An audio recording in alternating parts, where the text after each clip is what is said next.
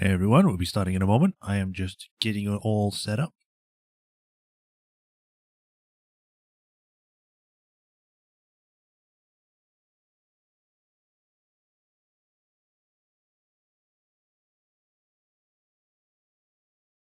Alrighty then. Is that done?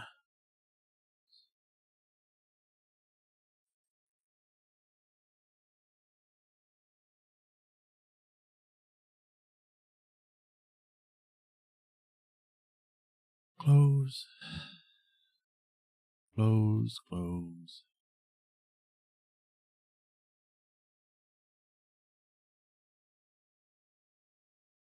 Close.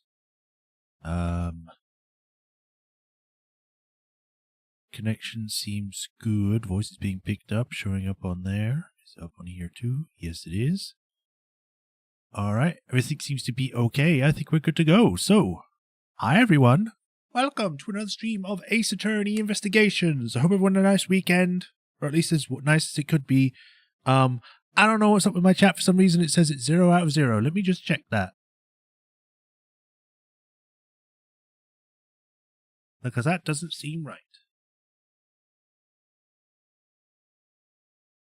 Still there, it says that, but it doesn't say connected chats or something. That's not good. Let me see if there is a update, because that doesn't sound right.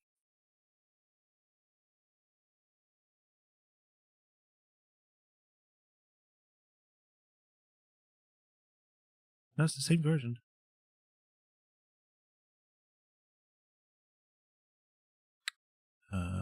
Here's what I'll do.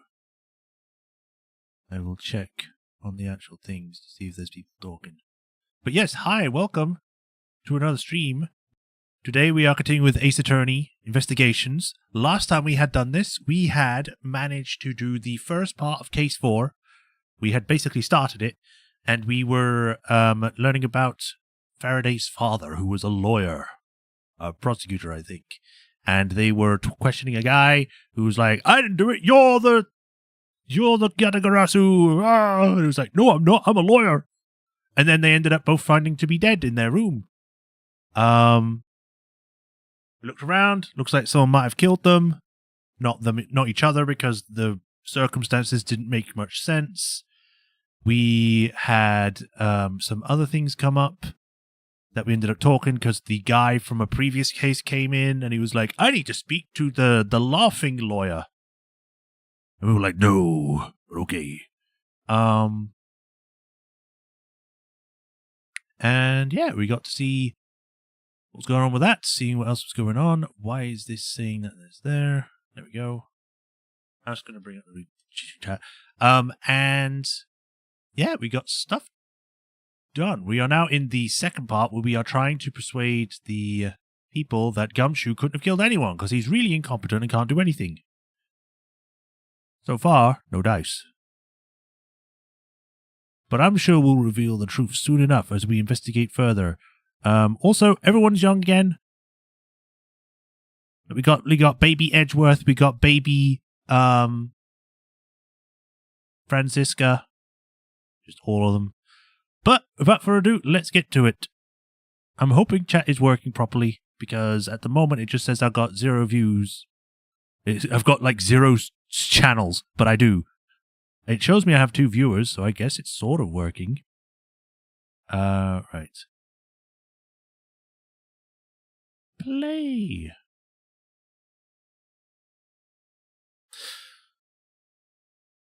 Yeah.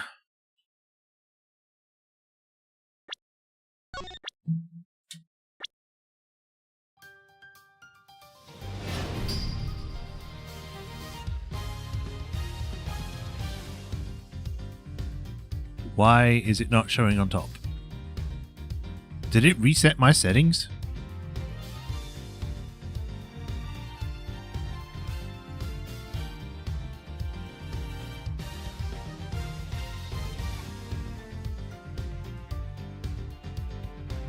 It did. Right, any key. So we've got a filter on it to show it's in the past. Right, continue. Resume playing? Yes. Onward towards the truth. Alright, we've already done a little bit here. We spoke to her over there. We spoke to the sleeping guy over there. We looked at everything. I just noticed there's something on my screen I need to get rid of.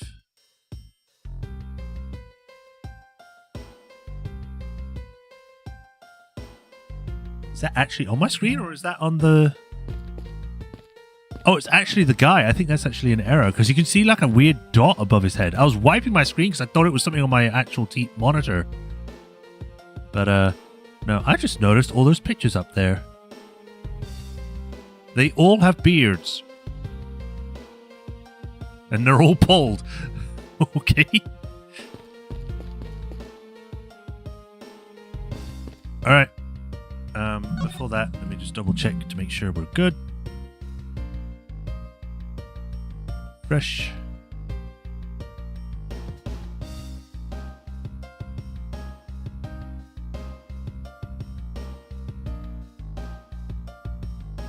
Yep, showing up on there. Just gonna go check out the stream again just to be sure that it's good.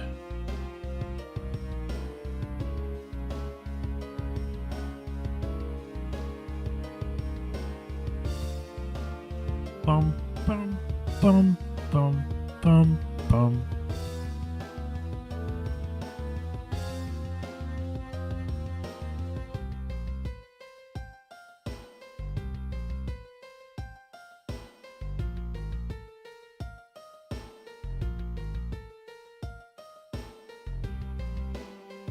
They're going ham on that piano.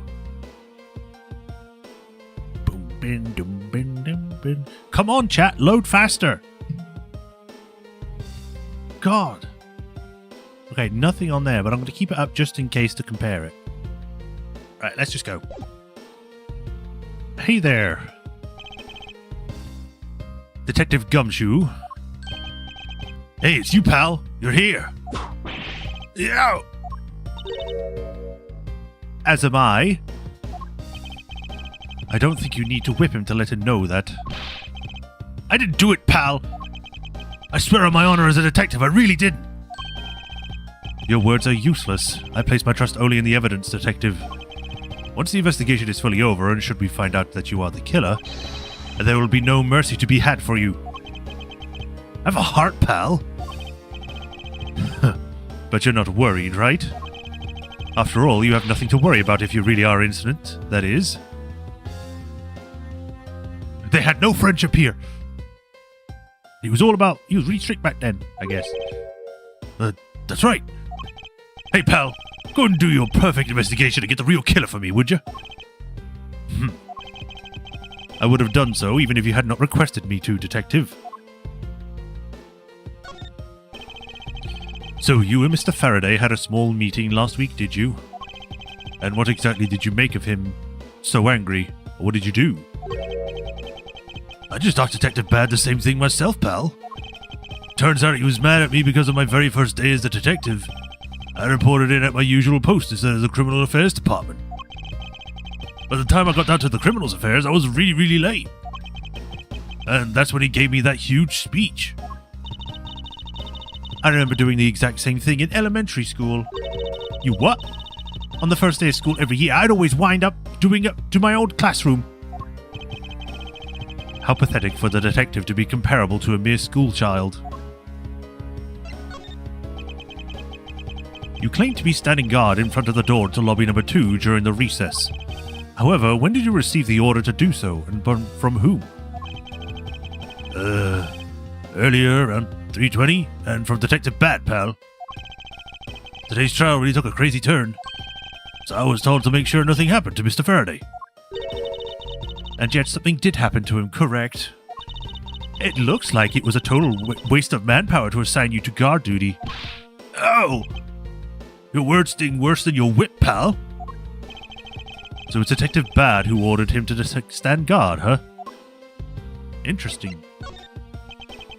Now then, Detective Gumshoe, is there anything else you'd like to tell me? Nope, not a thing, pal. In that case, allow us to take a look at you while you're carrying on your personage. Personage. Gotta use all the big flowery words. Hey, Matt the Shot. Matt the Shirt. Hello. Annoyingly, I don't see it popping up in my chat yet. I see it in YouTube chat. Maybe it will in a few minutes. One can hope.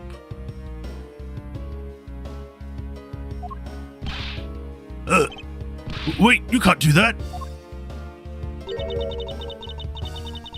There's nothing of particular value here. Well, my handcuffs and badge were confiscated by Detective Badge, so, you know. And what is that over an envelope I see sticking out of your coat pocket? Hands off, pal! Just show it to us already. Ow. Annual bonus check within $5 total. Except there is no check inside. You've had your look, now give it back, pal. It's my first bonus as a brand new detective. Ooh, $5, that would really do something.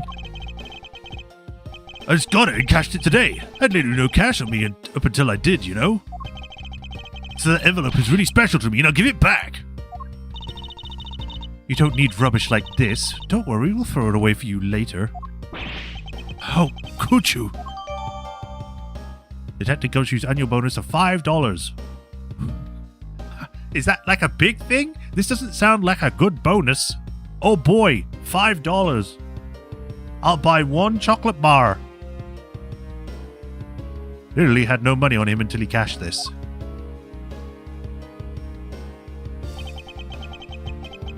I'm sorry, but I need to take him in for questioning now. I think I've asked him just about everything I needed to. No, wait. Since he became a suspect, there is one piece of evidence I should reconfirm. Officer, I ask you that you wait a second. I still have one thing I'd like to reconfirm with Detective Gumshoe.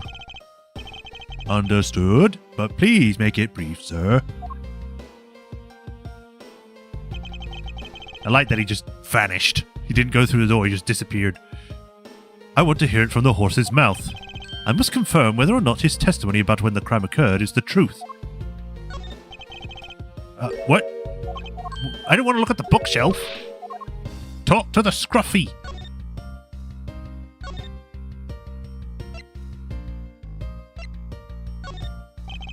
You told me earlier that you heard no sound other than the gunshot on the hallway. Is that correct? No mistake about it, pal. And then you are also claiming that no one passed through the hallway either. Is that also correct? Yep. Not even a single act crossed through that hallway while I was on duty. You do realize that the lie you're telling is only making life more difficult for yourself. Huh? Oh. But it's true. I didn't see anyone go through the hallway, and I didn't hear anything else, pal. I bet the killer found a way to kill the two guys that's beyond what I can even imagine. So he intends to continue telling this ridiculous lie. But why would he do so given the situation he's in? I believe a thorough investigation of the hallway in front of the defendant's lobby is in order. Oh, she's sneaking. You! Oh! Rasp. I think it was just kind of thing. She dropped something. How could you have not noticed that coming? Wasn't that the child I changed money for earlier?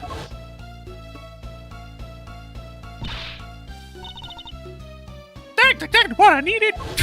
It's not what she sounded like at all. Kids can sometimes be so cruel. It looks like she dropped something. Swiss roll dropped by the mysterious young girl. Says courthouse special on it. Okay. I don't think chat's working. Let me check. Yep, I can see it on there. Voncomers love their flowery words. $5 and that's annual. Yeah.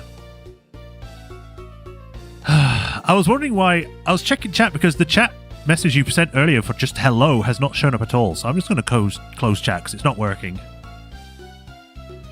And I'm actually going to see if I can bring up the chat again.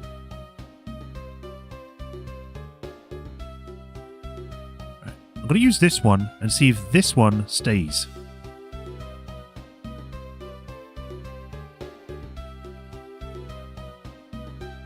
Give me 1 second.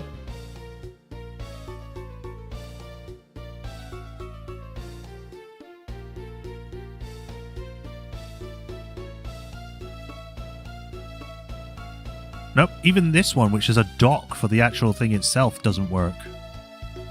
I guess chat's just broken. Sorry about that. Pretty quiet. Chat check 1 2 3. Yeah, I'm just gonna have to keep popping in and out of the YouTube chat. Can I pop this out? I can. Can I make it so then it stays on top?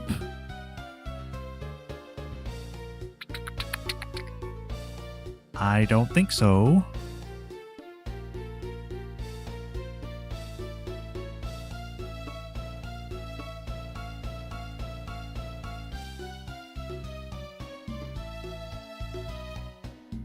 Nope, it disappears. So yeah, I might as well just not have that extra window. Oh well, I'll just have to keep popping in and out, so sorry if I get delayed response to any of you. Maybe we should arrest the girl. She might turn out to be a valuable lead. I believe some sort of punishment may need to be dealt the next time we meet. I believe I've asked all that I need of this man. Now, for Detective Bad and the judge. We have to confirm who's correct, the judge or that scruff face, right? I suppose we should investigate the hallway in front of lobby number 2 next, then. I suppose so. Shall we head on over, Franziska? I'm surprised you want to stick with me. I thought you'd want to go find out yourself because you want to be the best. Yes, what is it? Notice anything? That scruff-face movements during the recess are really suspicious.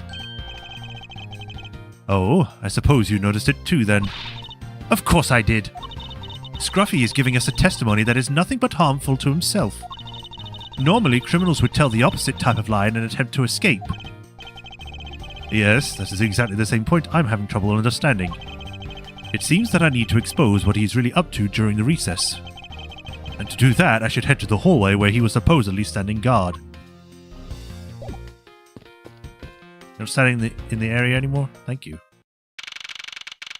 It's the judge! So, you didn't see anything else? No, I don't think so.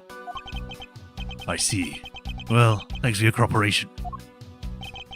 Oh, it's nothing. Just doing my duty as a defendant of the law. That'll be all for now. I'll ask again if I have any other sort of questions. Any time, Detective. Now, if you'll excuse me, I have a few loose ends I have to tie up. You're so small. Like, he seems like such a big guy when he's up on the judge stand, but here he looks like a really tiny man. Oh, you're the new prosecutor Mr. Von Kammer recommended, right? My name is Miles Edgeworth, Your Honor. And I'm Manfred von Kammer's daughter, Franziska von Kammer. I'm set to become the successor to my genius father any day now, Your Honor. I see. Well, Mr. New Prosecutor... I didn't get a chance to finish reading that. Mr. New Prosecutor recommended by Von Kammer, Miles Edgeworth, and Miss Jen... What?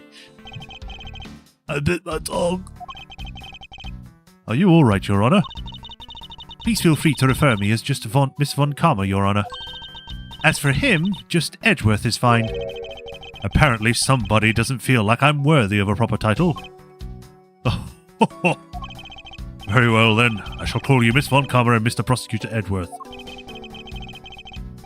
Your Honor, Mr. Edgeworth is fine, sir. Now, about your earlier testimony. I wonder if this single interaction is why Franziska has no respect for any judge. Like, when she actually joins as a prosecutor in the future. Expect to find a haul of evidence out of here. That's a good one, Matt. I would like to ask you a few questions about what exactly you saw. Alright, after all, it is my duty to clarify my testimony as a defender of the law. I greatly appreciate your cooperation, Your Honor. Now, the first thing I will need to do is figure out that detective's exact movements. Begin investigation. I will question you first, I suppose. Your Honor, I'd like to ask you a few questions if you don't mind. Where were you at the time of the murder, and how do you get your beard to be so luxurious? Do you suspect me of something? No, nothing of the sort, Your Honor. Very well. You may continue with your testimony. Your Honor, it is your testimony I'm after. Oh! I had no idea you were chasing after me or my testimony. I'm beginning to sense that I might want to avoid being in trials run by this judge. Man, I feel bad for you because you are run in all the trials run by this judge from this point on.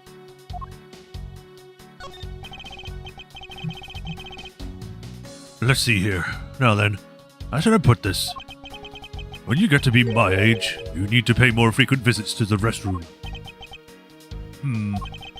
If you go take a look through the window at the end of the hall, you'll see a small window. That is the window to the men's room. In other words, you can clearly see into this hallway from the men's restroom.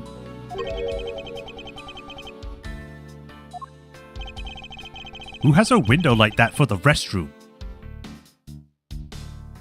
When I was going to the restroom, that detective, Gumshoe, what is it? Well, he was standing in front of the vending machines, buying something from it. However, and this I couldn't believe, when I was about to exit the restroom, there was not a soul in the hallway anymore. Your Honor, if you could please calm down and explain it to me rationally. Oh, I'm really sorry. Please let me regain my composure. It was really suspicious, that's what my finely honed judge's intuition said. Although, well, until the murders occurred, I just sort of brushed it off. Apparently, this judge doesn't understand the concept of staying calm. That's probably all I'm going to find out from this honor, or from his honor. Mr. Edgeworth, may I return to my other duties now? Yes, I'm sorry to have held you up. Thank you for your cooperation, Your Honor. Merry Christmas. Anytime, Mr. Edgeworth, anytime. The judges in this country seem rather friendly. Yes, if not a little wishy-washy. However, I hear that they are known to hand down very fair verdicts.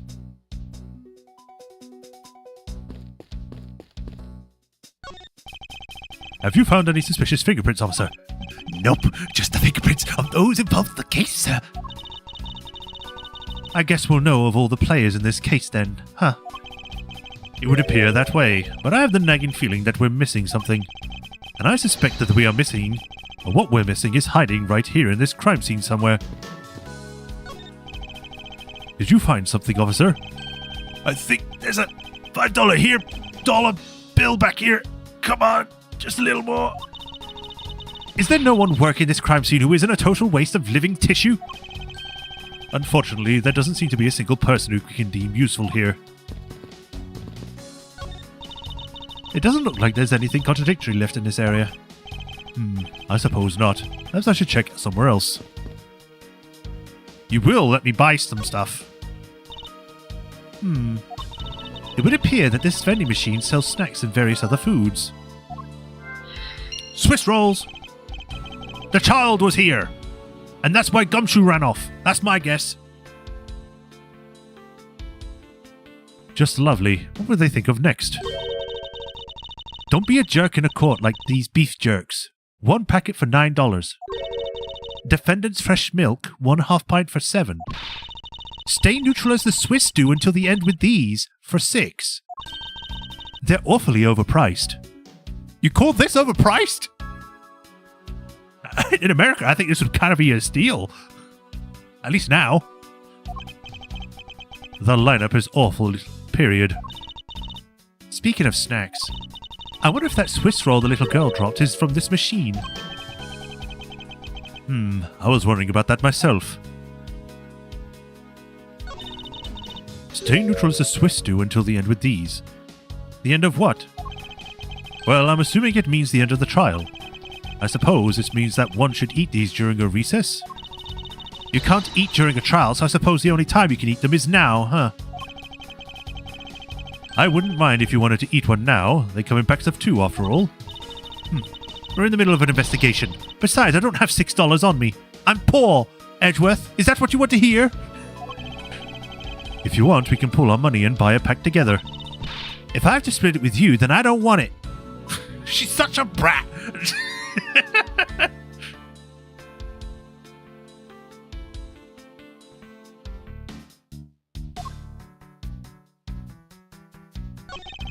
Defendant's fresh milk. What exactly is that supposed to mean?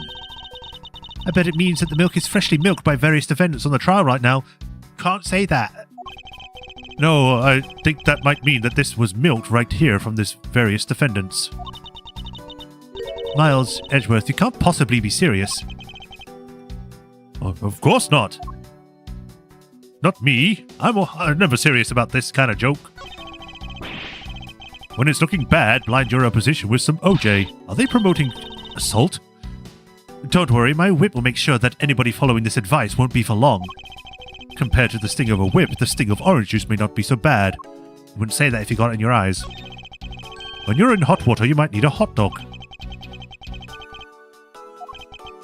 It looks like the slogan was dead-sided through a public contest. And the winner was... Prosecutor Winston Payne. What a pathetic slogan. No presence at all. Now, if it was up to me, it would read, if you leave matters in a Von Karma's hands, everyone in court will be found guilty dogs. Objection! Overruled.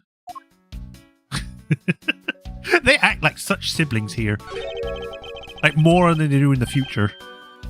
Don't be a jerk and cork like these beef jerkies. I see. Objection! Miles Edgeworth, wouldn't you agree that it's a very clever pun? Do you really think they'd put that much effort into a product name? Even a foolish fool could understand the foolish thinking of the fool who made it up. You're acting so foolishly that I forgot so thoroughly, man, now I'm so utterly famished. If you wanted a pack of all these, all you had to do was ask like a normal person. Don't let the prosecution and the defense make a ham sandwich out of you. It sounds like it's directed at the ham of a judge. Well, it certainly isn't directed at me. I can out-remove him any day. Credit card. Credit card accepted, and it has the biggest slot you could ever imagine. What, is it like a 2.5-inch disc? Seriously, why is it so big? There's something about it that just looks weird. The way this is laid out. Obviously, the rest of it is weird as well. But, man. Guess there's nothing else here. Hello, Bad. Detective Bad, I have something I wish to inquire about.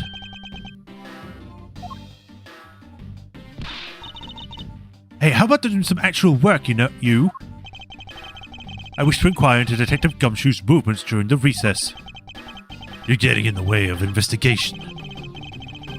I have an order from Mr. Von Karma himself. Plus, I still hold investigative authority. So, I hear you're the one who called for Detective Gumshoe to come down here. Faraday. That guy was just accused, you know? I just knew something was going to happen. My detective instincts told me. A lot of good it did you. You couldn't even protect one lone prosecutor with it. Why so mean? Hold it! Francisco, I think you need to apologize. I'm sorry. I'm terribly sorry, Detective Bad. Please continue. I used the phone on the first floor and called in the precinct. I told them to send somebody over. And that detective's the one that showed up. And only upon his arrival did you set Detective Gumshoe to stand guard, Detective Bad?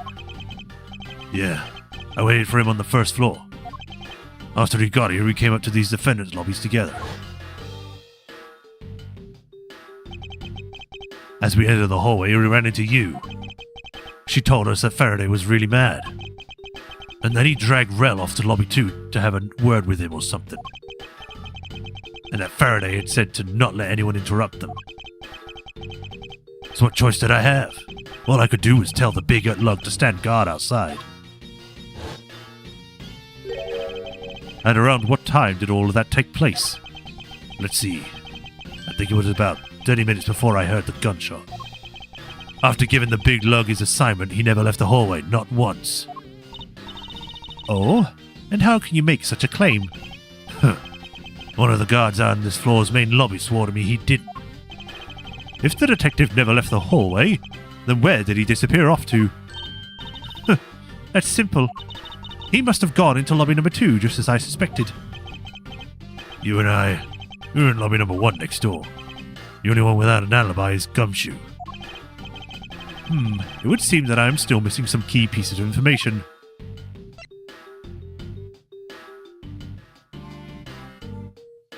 Annual, did he finally do it? Nearly beat the Radiants. YouTube has failed me. I've missed 30 minutes. A bad investigation case would be extremely cool. It would, yes! Also, hi, Rafatron.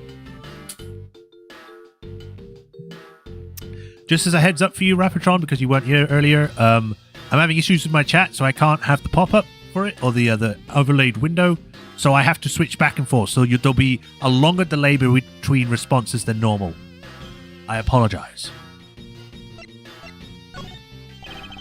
Detective Badge, you also heard the gunshot, did you not? Yeah. I heard it when I was in the defendant lobby number 1. That's why I came running towards lobby number 2 together with you. How much time elapsed between you hearing the gunshot and your arrival on the scene? Less than a minute. What were your movements upon hearing the gunshot? I grabbed the big lug who was just standing around in the hallway and raced into lobby number 2. And that's when we discovered the bodies in that order. That makes you the discoverer. Yeah, the discoverer of the crime scene, right? Yeah, I guess it does, little miss. You mean the first responder? That's the actual term, not the... not whatever you said, the discoverer.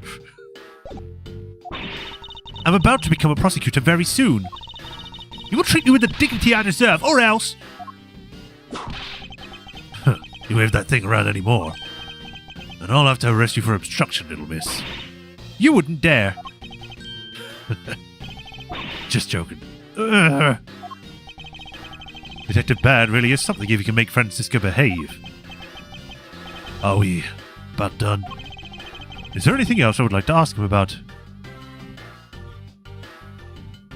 Time he heard the gunshot, place he heard it, and the situation around it.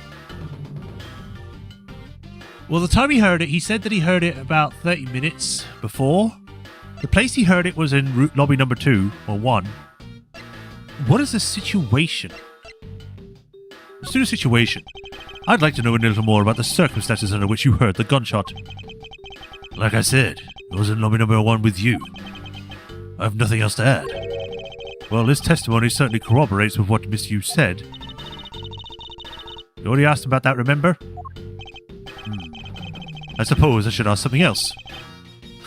Is there anything else? Yeah, I'd like to retread the questions I already asked. I'd like for you to tell me the exact time you heard the gunshot. It was around the end of the recess and the trial was about to start again. I think. He was supposed to make time for himself to transfer the evidence he was holding. But I got the sense he wasn't going to show for the handoff. So I figured I should go get him, or he'd be late. And just as I thought that, bang! The sound of a gunshot hit my eardrums. So he heard the gunshot right before the trial was about to restart. Huh. Are we done here? I don't have any time to waste. Oh, come on. All you're doing is standing in front of this door doing nothing. Huh.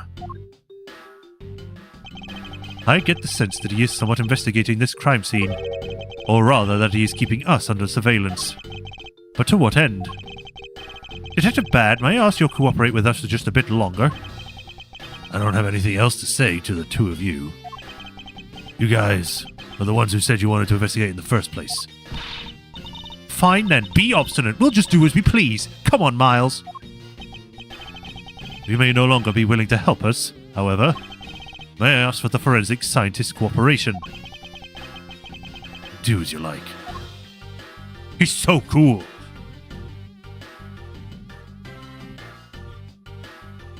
The only issue would be that basically none of the main cast would be active during this prime. Yeah.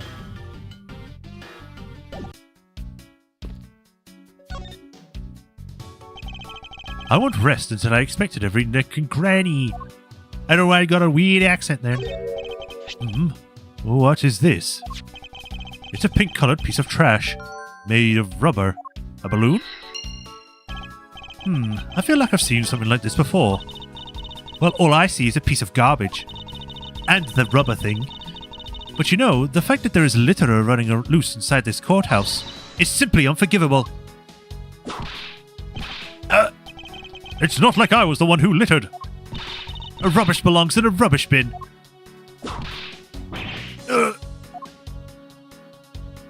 She's so protective of the environment. What's the matter? I pricked myself on one of the cactus's needles. I didn't think the needles on this thing would be so sharp. Well, what did you expect? Can you imagine how bad it would be if you were hit on the head by one of these? Anyway, this cactus seems to be unrelated to our case. Do you really think so? Because I believe this cactus sitting on this windowsill is completely related. Oh? Well then, I look forward to your explanation on how related it is exactly. So that window on the other side belongs to the men's restroom. I can't see it. At your height, I'm not surprised. No! I guess short people have feelings too. Don't worry, Franziska, you grow up pretty fast. You become like almost as tall as Edgeworth, nearly.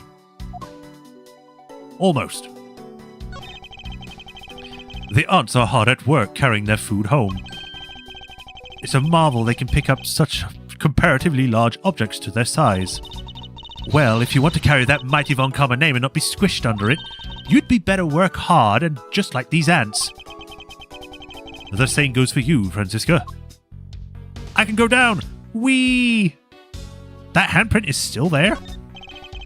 The dirt on this bench, it smells like some sort of sweet substance. I can't believe there's someone going around dirtying the courthouse. For shame! Hold it! Calm down, Franziska. Now take a good look. Doesn't this smudge look like a handprint to you? I suppose it could be. Which means that perhaps we can lift the prints of the person who sullied this bench. I see, and then we'll know the identity of our mystery slob. You there, the lab technician. Could you please find out who this handprint belongs to? Sir, yes sir. I've got the results for the fingerprints analysis, sir.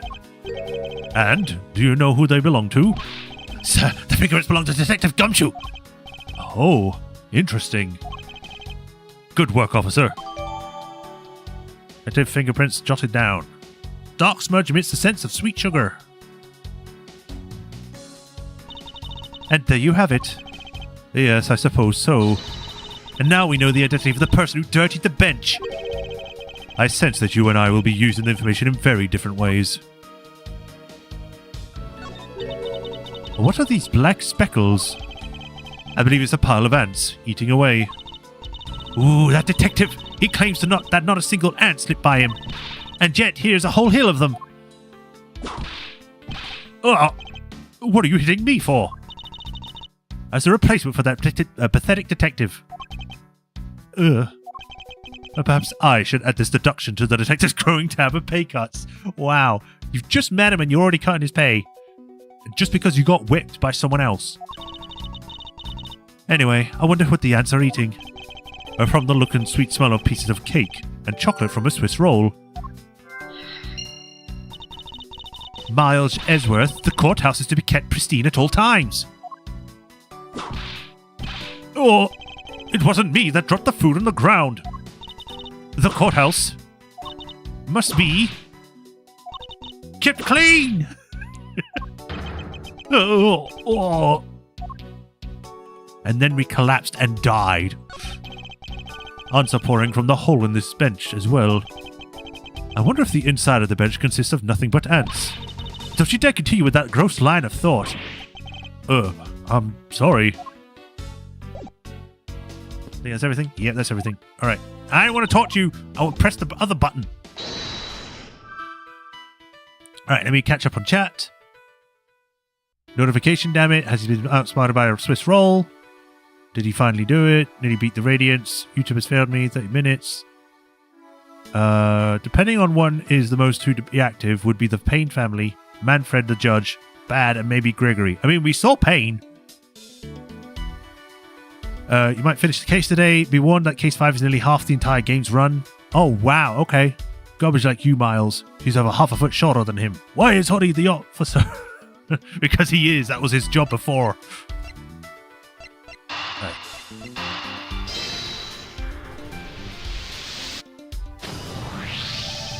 This pink rubbery substance. I saw this in a different form earlier today.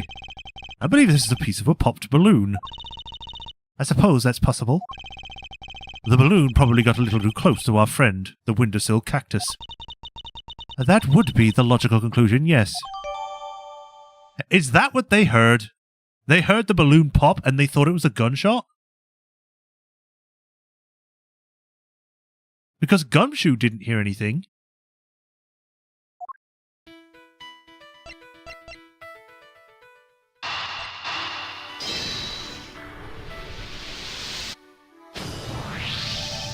These bits of chocolate and cake, could they not have come from a Swiss roll? A Swiss roll? Why would a courthouse sell a thing like that? You wanted one earlier! It may not seem like the right venue, however it is being sold right over there. The vending machine? Ah, I see. Stay neutral as the Swiss do until the end with these. 2 for $6? Talk about expensive. Leaving the fact that it's on the expensive side aside. The fact that the cake crumbs and chocolate bits were found in this hallway suggests that they came from a Swiss roll that was purchased from this machine. I think I have a pretty clear picture of what happened here now. Naturally. After all, I'm here, aren't I? And my mere presence just makes everything clear. Detective Gumshoe must have sat on this bench as he ate a Swiss roll. And as he ate, he dropped it on the floor and sullied the bench. How is he holding the Swiss roll for it to get all over his hands like that? Was he like crushing it? Ugh, how could he have not cleaned up after himself? How utterly despicable. Don't you dare whip me again. It wasn't I who made the mess in the first place.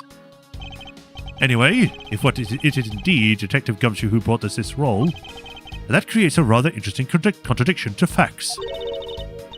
A contradiction where? I think another look at the special courtroom vending machine is in order.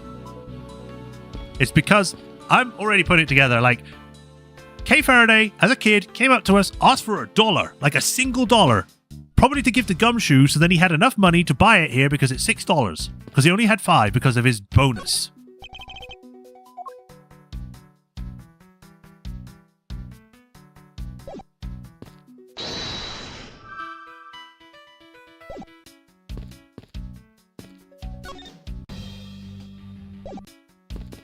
I mean, it shows that this has already been fully investigated. Unless I can talk to Gumshoe.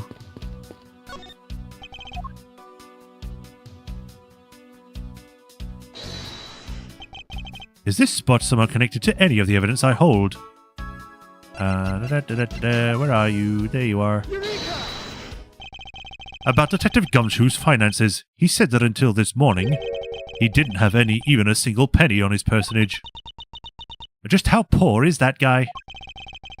If this bonus really was only $5, then he should not have been able to purchase a pack of Swiss rolls. However, facts being as they are, we found cake crumbs on the floor. Meaning Scruffy must have bought a pack somehow. Indeed.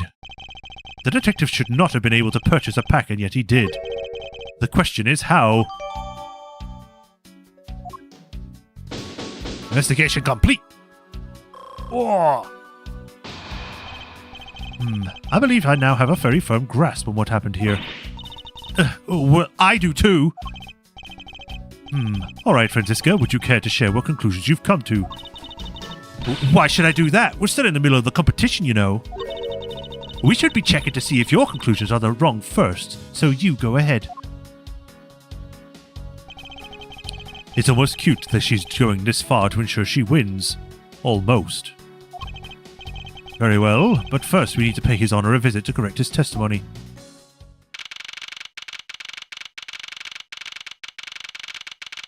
Courtroom number 3. Catching up on chat. Yeah,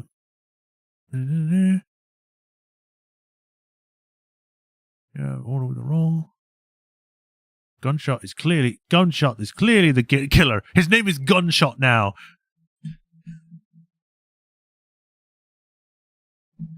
Big brother, please solve the case for me, and then I'll steal all the praise for it.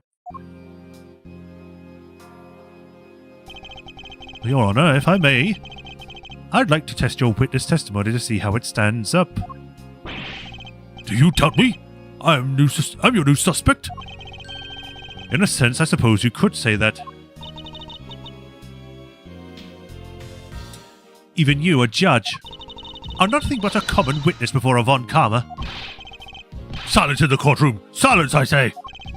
Mr. New Prosecutor recommended my Von Karma's Edgeworth, genius prosecutor, successor to Manfred. You bit your tongue again, didn't you? As a defender of the law, I could never give false testimony.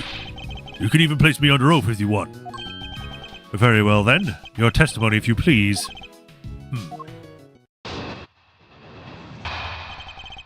There is no life in his eyes. During the recess, I went to the restroom. There is a window in the hallway, in this hallway side. In other words, I could see into the hallway. As I entered, I saw the detective buying something from the vending machines. When I was about to exit the restroom, he had completely disappeared. A detective that goes missing while on duty. That sounds mighty suspicious to me. I don't know why he said it like that. Your Honor, can you please try to remain calm? Oh, I'm so used to simply listening to testimonies that I got caught up in the excitement. I'm sorry, Your Honor, but I'm afraid I'm going to have to spoil your fun for now.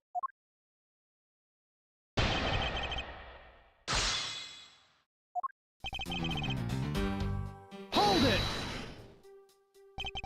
Your Honor, why exactly did you pay a visit to the restroom, if I may ask? Oh, well, isn't it obvious? What else do you go to the restroom for? Or maybe I knew it. You suspect me of some sort of tomfoolery, don't you? Please stay calm, Your Honor. This is going to be much harder than I anticipated. I'm sorry. You're right. I need to think things through with a level head. I'm just nervous because so much has happened today with this trial. Well, let's see. I announced a recess and a time for us to reconvene. But having done all that, I still haven't been able to go to the restroom right away. I wasn't able. I don't need to go now. And why couldn't you? Mr. Faraday had been accused, so I had paperwork to process regarding a new prosecutor. Once I'd finished that, I was able to make a mad dash to the restroom. At least he stayed consistent on the going to the restroom part of his testimony. Hold it! Your Honor, did you really go to the men's restroom? What is the meaning of that statement? I simply meant that perhaps you went to a restroom on a different floor. I had to go for such a long time. It was all I could do to dash to the closest one near the courtroom. I suppose it's only natural given the circumstances. I mean, you could go to the courtyard. Pee out there.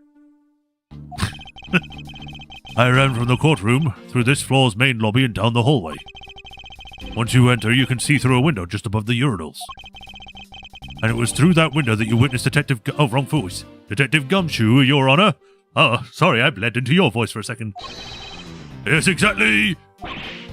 Your Honor, there's no need to yell. I can hear you just fine. Oh, I guess I put a little too much effort into that last answer. Now then, let's continue with the testimony. Hold it! Are you sure that the person you witnessed was Detective Gumshoe, Your Honor? Yes, I'm absolutely sure. It's hard to miss someone of his stature even from as far away as the restroom. Besides, I can't think of anyone else with that kind of hairstyle and big beige coat. Well, I was simply wondering if you were mistaken in what you saw. What preposterous! My eyes are as sharp can be, ready to see through the lies to the truth. Although, recently things seem to be a bit fuzzier than they used to be. Clearly, his eyes are not the only thing that have gone fuzzy. But allow me to say with all the honor and dignity of a judge, I am not mistaken in what I saw. Hold it! He disappeared, but Your Honor, didn't you just say I saw the detective buying something from the vending machines? Why, yes I did. The restroom window looks over the courtyard and right to the hallway. But just as I was about to exit, I took another look and there was no one in sight. That led me to the only solution to this mystery. That detective must have gone into the crime scene, lobby number 2 at that point! So, he looked into the hallway from the restroom and over the courtyard, did he? Hold it!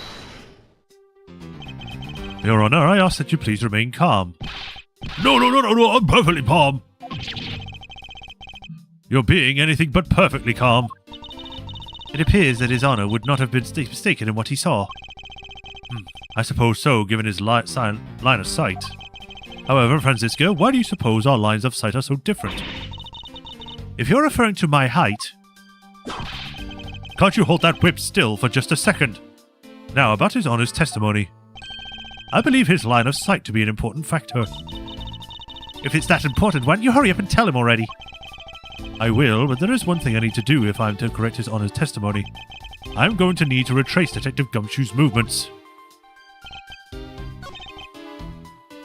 Other words, so he's buying something, then he disappeared. Okay, I guess I would represent it here. Objection! What was that finger wag for, Mr. Edgeworth? And don't you know it's rude to shout objection while somebody's giving testimony? Ha! If you truly are a man of the law, then you must always be vigilant. For example, I will never let an opportunity to shout objection pass me by. Miles Edgeworth, it's one thing to be passionate about your job, but this is real life. This is what some people may say is the pot calling the kettle black. Your Honor, I wonder if you might take a look at this for me. What is that filth? How dare somebody dirty the hallway bench like that? Who is the culprit? The party is hereby guilty of uncleanliness. If you must know, the uncouth bench sullier has already been placed under arrest thanks to your earlier testimony, Your Honor. Oh, well that's good. But who was it? We were able to discover something from the smudge on the bench, and namely Detective Gumshoe's fingerprints. Not happy with committing just murder, he had to dirty the us too? Guilty! Your Honor, please calm down. While it is true the detective is the one who made the mess on the bench, we have not yet established that this action is related to the double murder. What do you mean? I'm getting more gravity with his voice. He's becoming more belligerent. I believe that the detective brought a pack of Swiss rolls from the vending machine, and then promptly sat down on the bench to eat one.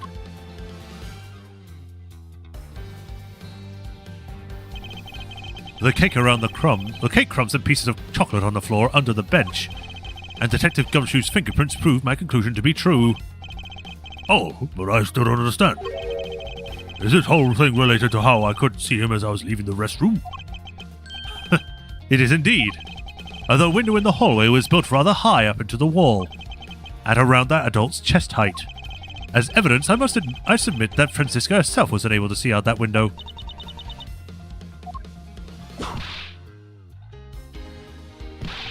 Oh! I knew I shouldn't have used her height as evidence. Basically, what this means is that the area directly under the hallway window is a blind spot where the hallway is being viewed from the men's restroom. Then... It seems you have made the connection. If someone were to sit on the bench under the window... Yes, even someone as large as Detective Gumshoe would effectively disappear from sight. What?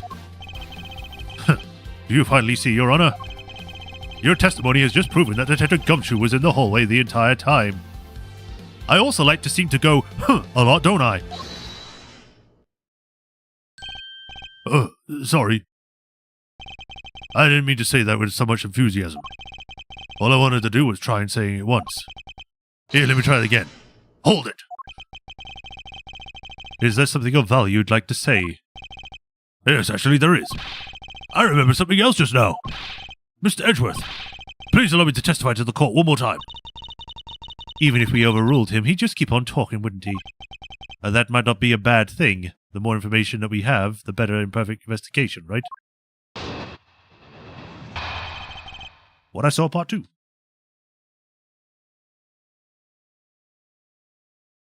I must now use my magical judge powers to deal with you. I suppose it's possible you can't see a seated person from the restroom window. However, that doesn't mean that the detective was sitting there when I looked. Anyway, I forgot to testify earlier about probably the most important detail. As I was leaving the restroom, I heard the loud bang of a gunshot. How was that? Was that testimony of one of the judges that crimes of others? Your Honor, could you try to state the important facts first next time? I agree. Before you go around judging others, you should learn to judge your own words. I'm sorry. But honestly, I thought that sound was just a noise popper until just now. And now that he mentioned it, right before we restarted the trial, he did talk about that.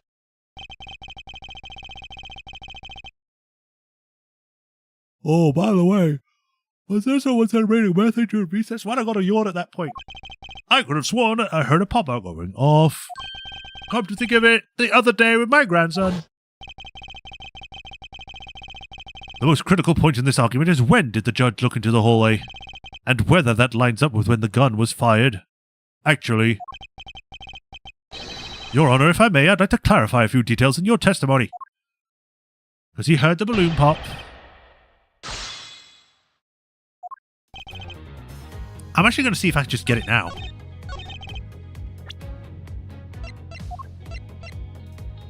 Objection! Nope, I can't do it now. What are you talking about? Where is it, Mr. Edgeworth? Never mind, Your Honor. Making such accusatory statements. I don't know how I feel about that. I'm truly sorry, Your Honor. Ugh, I have to find a flaw in his testimony before the truth escapes me completely. Alright, back we go. Pressing everything. In that case, do you concede that you were overconfident in your last testimony? Now hold on there. I just said that it's possible you can't see a seated person in the restroom this time. But you know something? I don't think you know when the prints you referred were left on the bench, do you? Well, you have proven that it's possible the detective was sitting. I still have a problem with just when those fingerprints were left. He's right. I have yet to prove when the fingerprints were left on that bench. While he feigns ignorance, his honor has seen a lot of life. This judge, I mustn't underestimate him. And from then point on, he always does. Hold it! As we established, you left to the restroom during the recess.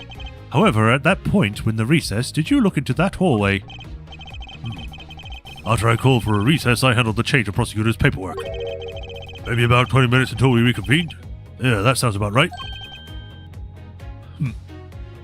Just as I suspected. What were you expecting? I didn't meant to know what that all-knowing smile is for.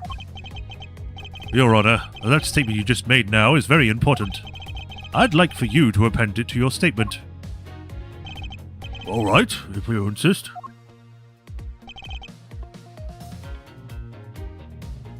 "20 minutes before we were to reconvene."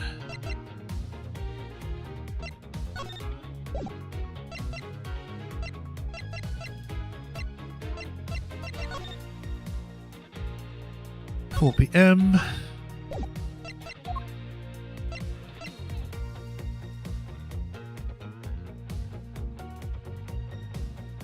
I guess this would be it. Objection! Your Honor, I cannot allow you to make any objection. What?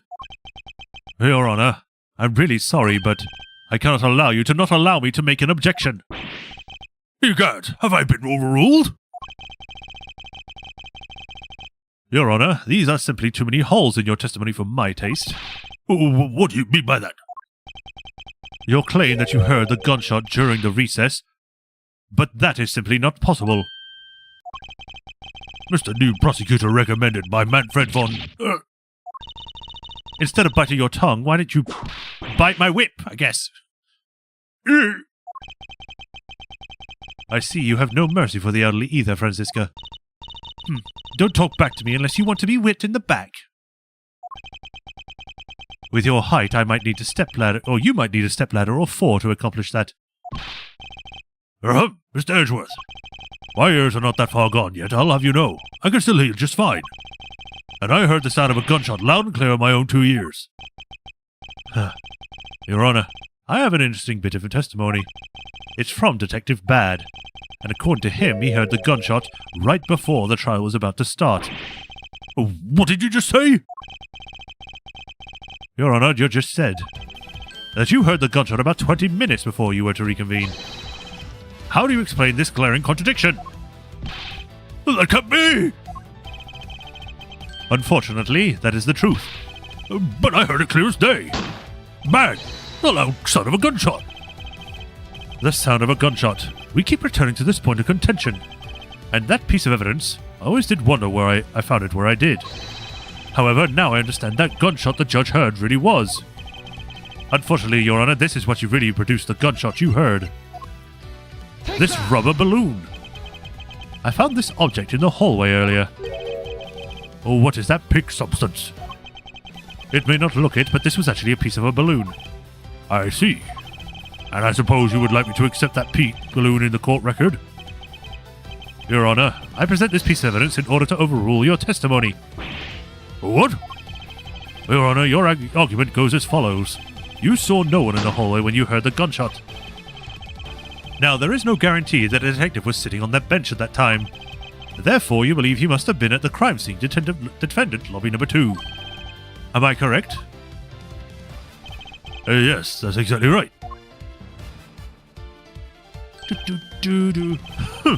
Let me ask you something. Do you think that the gunshot you heard was produced by a real gun? I think I've said enough that you can figure out the rest on your own. Your Honor, you were fooled by the popping of this balloon into thinking it was a gunshot. What a matter of trickery is this? That was a very good effort you put forth, Miles Edgeworth. But if it was me, I'd have wrapped this thing up before the judge even testified. Care to elaborate on how one ends something before it even begins? Well, to be honest, I did think the sound was a bit off from a real gunshot sound. But who could have guessed that someone would pop a balloon in a place like this? That's true. One doesn't usually think balloons in conjunction with courthouse.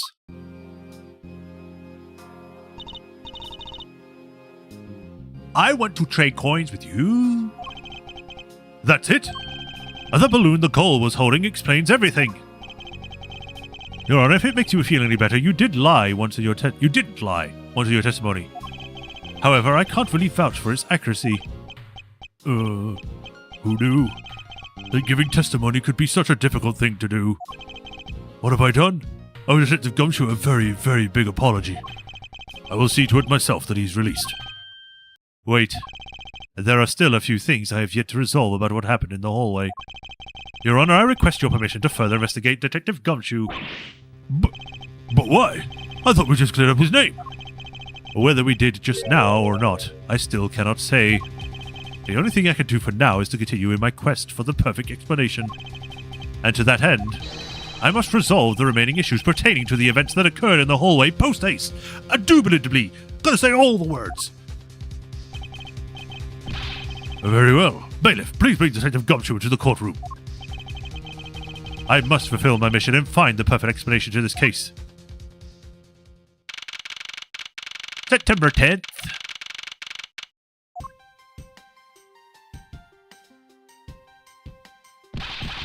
What is it now? Is it time for my trial yet? I've already told you a gazillion times, pal, I didn't do it. I'll be the judge of that, Detective Gumshoe.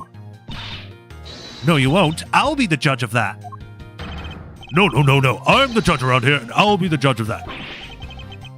Why can't you guys be a little less judgmental? Yes, well, speaking of hasty judgment, Detective Gumshoe, I'm afraid I must apologize for an error in judgment on my part. Your Honor, I don't believe you should be apologizing just yet. We have yet to prove he is completely innocent of this crime.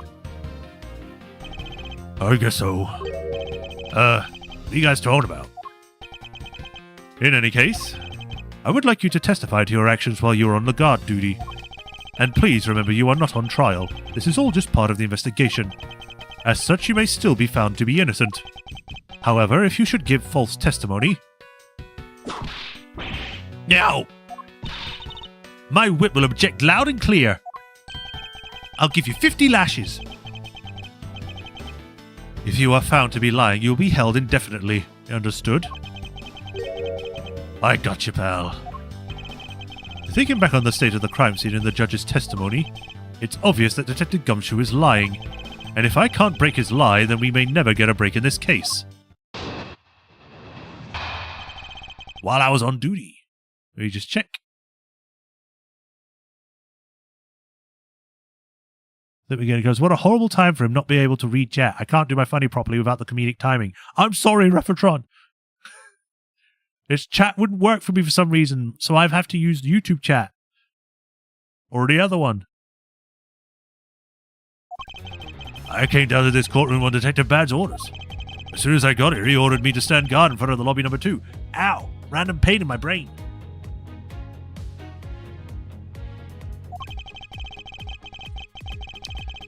From that time on, I heard the gunshot. I was in the hallway the whole time. On my honor as a detective, I swear it wasn't me, pal. He's still singing the same tired tune. In that case, I'll just have to go change the melody. I know he's lying, and it's time I pull the information I need out of him.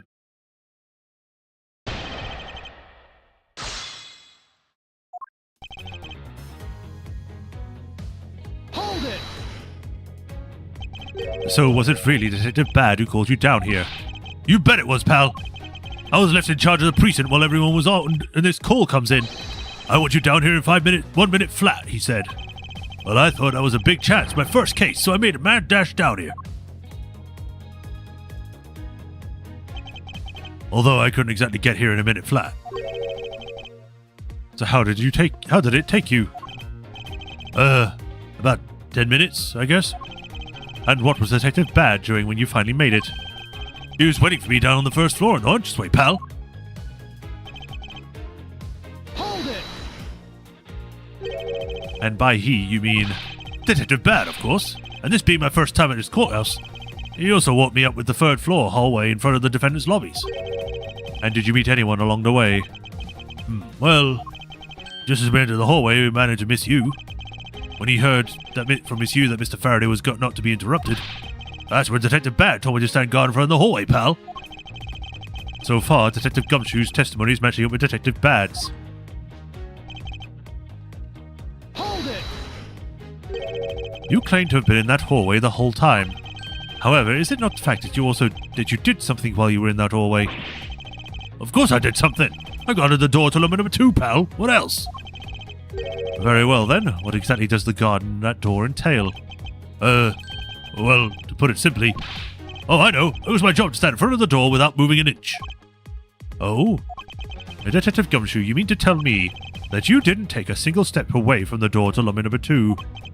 Is that really what you wish to testify the effect of? You got it, pal. I didn't take a single step away from that door, just like I was ordered not to.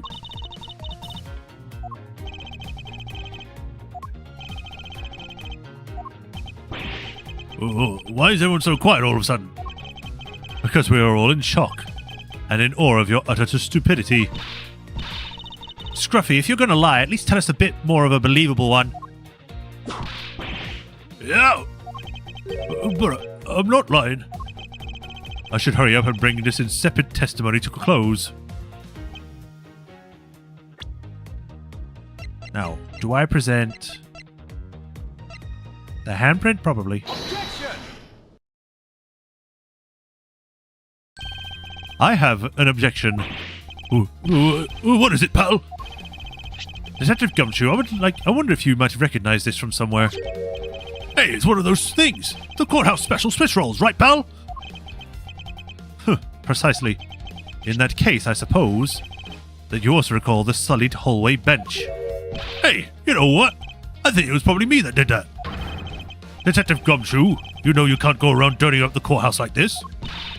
You're an inconsiderate, slovenly pig. I promise to clean it up later, I swear. Now then, shall we get down to business? About the fact that you didn't move even a single step from in front of that door. If that really were the case, then how were you able to buy a pack of Swiss rolls? Furthermore, if you didn't move a single step from the front of that door, how did you manage to get to the bench dirty with your grubby hands? Yow! It appears that Franziska's whip can do more damage than my words alone can. Franziska, may I borrow that whip? Alright, I confess, pal. I was hungry, so I bought a pack for myself, okay? I thought I'd get chewed out again if anyone found out about me eating on the job. So I didn't want to say anything. Well, unfortunately for you, I saw you do the whole dastardly deed. I clearly saw you buying a pack of Swiss rolls from the vending machine. Okay, I'm sorry for lying. Well, that's all I'm sorry for, you got that? Because I'm not holding anything else back. That last statement, it may sound like it makes sense. However, there is something I don't quite believe about it. Are you sure you're not withholding further information from us? Huh? Of course not. I've got nothing else to hide, pal. Objection! If only that were true, Miss Detective Gumshoe. But it is true, pal. I swear nothing else. Detective Gumshoe, I'm sure you're aware of the price of a pack of Swiss rolls, correct? Remind me again, pal? That vending machine out in the hallway is selling packs of 2 Swiss rolls for $6 a pack. And yet, according to you, you didn't have any cash on you until you cashed in your $5 annual bonus check. Isn't that right? Oh, no. Let me ask you then, how did you manage to purchase a pack all by yourself? Can you provide me with a proper explanation to that? I told you I bought it myself, pal. There wasn't anyone else in the hallway with me. So there's no one who could have helped me buy it. Wait, don't tell me. You've got some kind of proof that there was someone else in the hallway, don't you? Correct. As if you could. I mean, what are the chances of that? Wait, you do? Of course I do. What? How? What proof do I have that there must have been someone else in the hallway? Oh, whoops. This one. What the heck is that? I knew you didn't really have anything. Your prosecutors are all the same, always lying to people. You should stop, you know. Oh, I must refuse to be lectured by the likes of you, detective. Miles, how long do you plan on being strung along by this moronic detective? I have no intention for falling for his lie because there was definitely a second person. Because he was truly all alone, all along, then that piece of evidence should not exist. I guess it's not the balloon. Take that! Hey, you showed that to me not 2 seconds ago, pal. I think you were under the mistaken impression that I bought this pack of rolls. What, if you didn't buy it, then that means you must have stolen it, you thief! I would never do such a thing. All you lies are all the same. You started out as thieves. You're under arrest, pal. I believe you meant to assert that all thieves start out as liars. And in that case, what does that say about you, detective? This particular Swiss roll was dropped by a certain someone. Oh!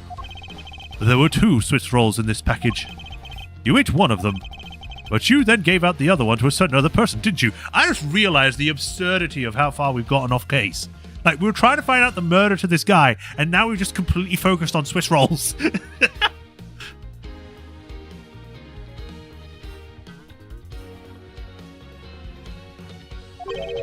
No way, pal!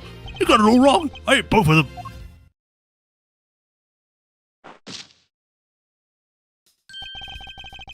She's about to kick my ass! It would appear that we've caught you at last. Hey, don't you dare do anything bad to that girl! It would appear that they do know each other after all. So why do you have to come up to kick me? Come up to me and kick me. Have I wronged you somehow? I have a name and it's K.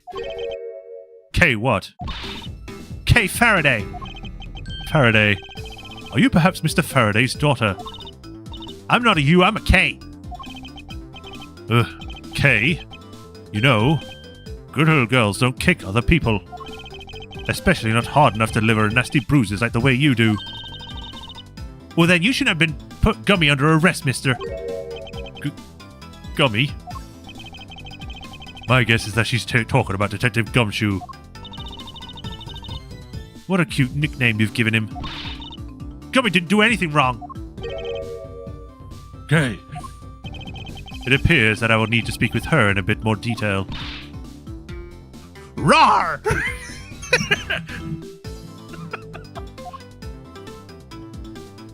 Oh, I actually get to run around. Okay. Whee! I'll talk to him first. It appears that we've caught you red-handed eating your Swiss roll. I'm sorry about lying to you, pal. And, do you have nothing else to say? Sure do. It's so fluffy and sweet and big. But it was perfection, pal. And totally worth every penny of my bonus. Didn't you drop it on the floor? I see. Well, good for you, detective. I can't believe it, but it's almost funny when a fool is this unbelievably foolish. Hello, Judge. Oh, dear. Ugh. What is the matter, Your Honor? I claim to hand down fair verdicts, but I unfairly cast suspicion on the big fella. If this had been a trial just now, it would have destroyed his life. Don't worry, you destroy many other lives in the future. I'm the guilty one. We all make mistakes, Your Honor. To err is to human, to forgive divine, as they say. Although, if you were to make a mistake during a trial, then it would be quite unforgivable. And he makes many. Now then, Kay.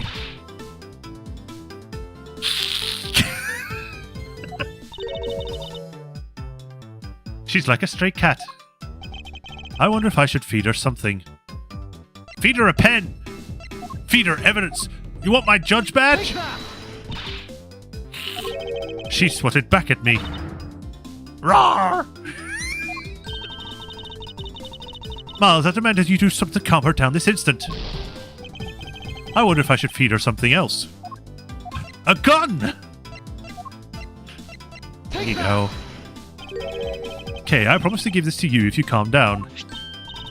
Oh, a Swiss roll! It really belongs to you, though, doesn't it? Yeah, I was saving it for Daddy. Oh my. Your father, he's... don't you say another word, pal. She doesn't know yet. Thanks for watching out for me, Gummy. But I already know about Daddy. I overheard the guards talk. About how he's not here anymore. I'm sorry. I'm sorry I couldn't protect him. Okay. I'm not gonna cry. I'm not gonna...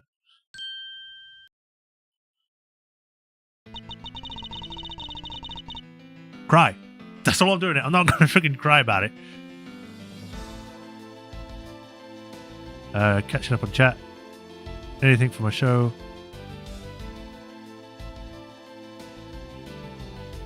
Proceeds to bite him. Isn't the priest an unmanned currently? I think so. It's alright. Let it all out. Your father just passed away after all.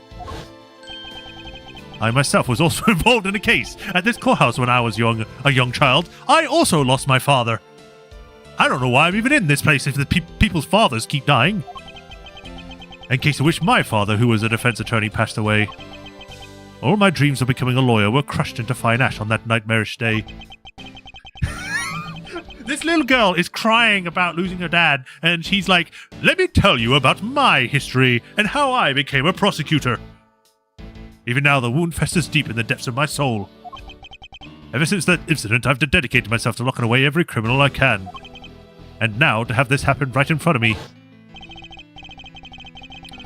This child, I feel a certain shared fate, a common bond between us. Miles Edgeworth, what sort of gentleman are you? Are you going to just stand there and watch a lady cry? You're right. Sorry about that.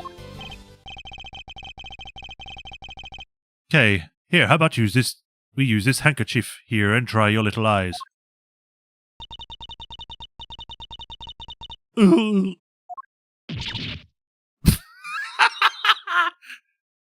I can't do blowing, like, I can't do blowing noises. Oh, my cravat! Don't blow your nose on that. I feel better now. Thanks. I am covered in a child's snot. I feel tainted.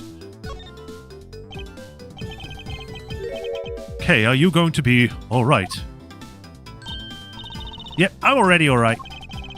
Somehow I highly doubt that. But I'm not going to push it. I promise I'd never cry in front of strangers. And you're a good kid, aren't you, Kay? You always keep your promises, right? That's right. Even if I can't see Daddy anymore, I'm still going to keep all my promises. You're a very brave girl, Kay. You're a very good child for keeping the promises you made to your papa. I'll even testify that you didn't cry just for you. Thank you very much, lady. It's nothing. I'm only telling the truth after all. I get the feeling that she was like, oh, lady, okay. She treats me like I'm actually important, yeah! It would appear that because her father was a respected prosecutor, her sister is sympathetic to Kay's feelings. Kay, what kind of person was your father? Daddy was a hero of justice. His job was to catch all the bad people in the world. So to you, a prosecutor is a hero of justice, huh? I suppose we are, in a sense. I'm a hero now, as we are the ones who seek guilty verdicts for criminals. Plus, you know what? Whenever I came to the courthouse, Daddy would buy me an absolute favorite treat, Swiss rolls. Oh. I want to be a hero of justice someday, just like my daddy. So I've been working really hard. I see. And what have you been working hard on? I've been working hard to keep all the promises Daddy and I made together. A promise notebook. May I look inside, Kay? Sure, okay. It appears to be an exchange diary of sorts between father... Why is it auto-going? What's going on? Stop! I didn't press that! It appears to be an exchange diary of sorts between father and daughter. Mr. Faraday's writing conveys a sense of the kind of man he was. His little notebook might come in handy. Cool, okay. Thank you for showing this to me, Kay. I hope you'll continue to work hard and become a hero just like your father. I'm gonna try. Okay, so I'm a detective that catches the bad people, right? That makes me a hero too. Yeah, you're really cool too, Gummy. Yeah, aren't I? Aren't I, Kay? Yeah! What is with the two of them? I handed my verdict for justice. That makes me a hero too. Yes, and thanks to your oh-so-heroic testimony, you almost painted the detective as a vile criminal and sent him off to jail. I'm really sorry about that. Gummy's not a bad man, okay? That poor judge. He's being treated like a vile criminal rather than a hero of justice. It appears that you and the Detective Gumshoe are good friends, Kay. Yeah, we're friends. In that case, would you mind telling me a little more about him? Why is it doing it again? I think my scroll wheel is messing up. 1 second, let me see if I can fix it. Can't see the K taking a selfie with the DL6 incident edit. You what? A cravat of snot. Finally, validation, yeah. So I take it that you ran into Detective Gumshoe earlier. Yep. I was on my way to see Daddy when I saw Gummy standing there. He was standing in the hallway, staring really hard at the vending machine, so I said hi. And when was this? I need to remember myself. How old is she? 10. 13. She's only 3 years older than her.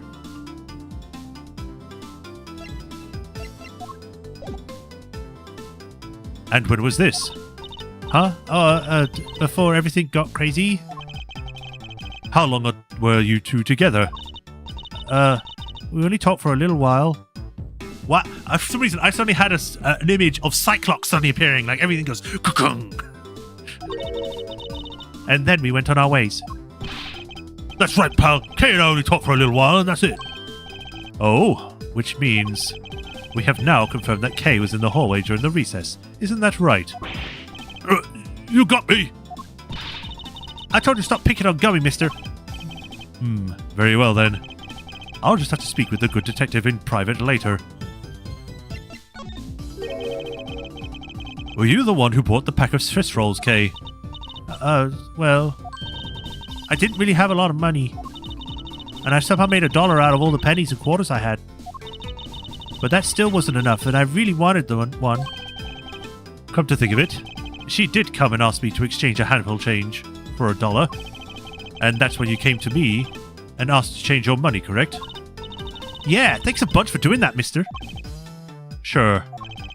But let me ask you, why even with that $1 you still didn't have enough, correct? Well, that's why... Hey, if you bully Kay anymore, I'm gonna have to arrest you, pal. I need to remind you that you're the one already under arrest. Yo! I sense that Kay is going to be less than forthcoming with this question. Sorry about your roughly thing. Yes, well, now that it's positively drenched in your nasal mucus. It's snot, Edgeworth. Just say snot. You gotta say the long words for everything. But don't worry, Kay, I have a spare. You just carry spares? So here, you can have this one. But Daddy said, never take things from a stranger. It's one of the promises you made to your promise notebook, correct? Yeah, look, see? It's right here on this page. Never take things from a stranger, never go anywhere with a stranger. Alright then, I'm not giving this to you. I'm merely allowing you to borrow it. Oh, okay, that's better. You can take it home, wash it nice and clean, and then give it back to me next time we meet. Okay. Daddy didn't say anything I couldn't borrow anything from strangers.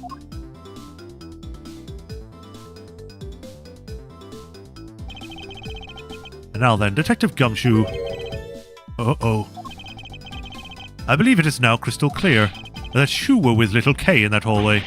I told you to stop being mean to Gummy. Miles Edgeworth, there is still something you have yet to resolve. I beg your pardon? You still haven't offered an explanation as to why that man would lie to us. That's...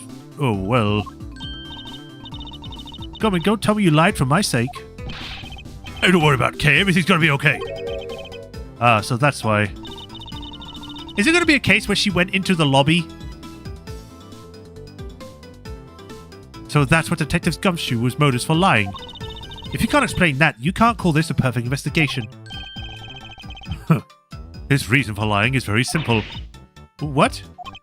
Here is what I believe to be his reason. From simple observation of the detective's actions and his interactions with Kay, it's obvious the detective was lying for the young girl's sake. And this piece of evidence will show you exactly why. Which piece of evidence proves that Detective Gumshoe was lying on account of Kay?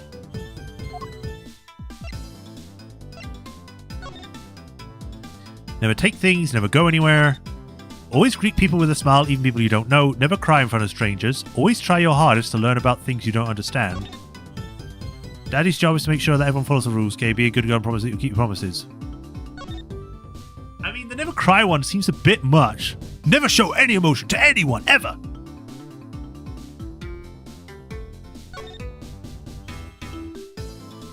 I guess because technically she would be taking a role from a stranger. That might be why.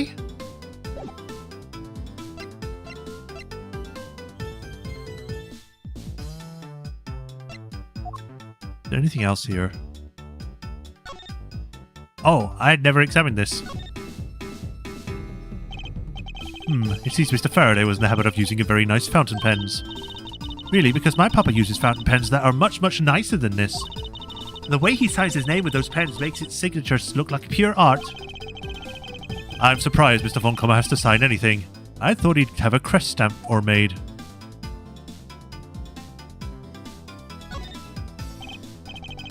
This looks like a quality nib.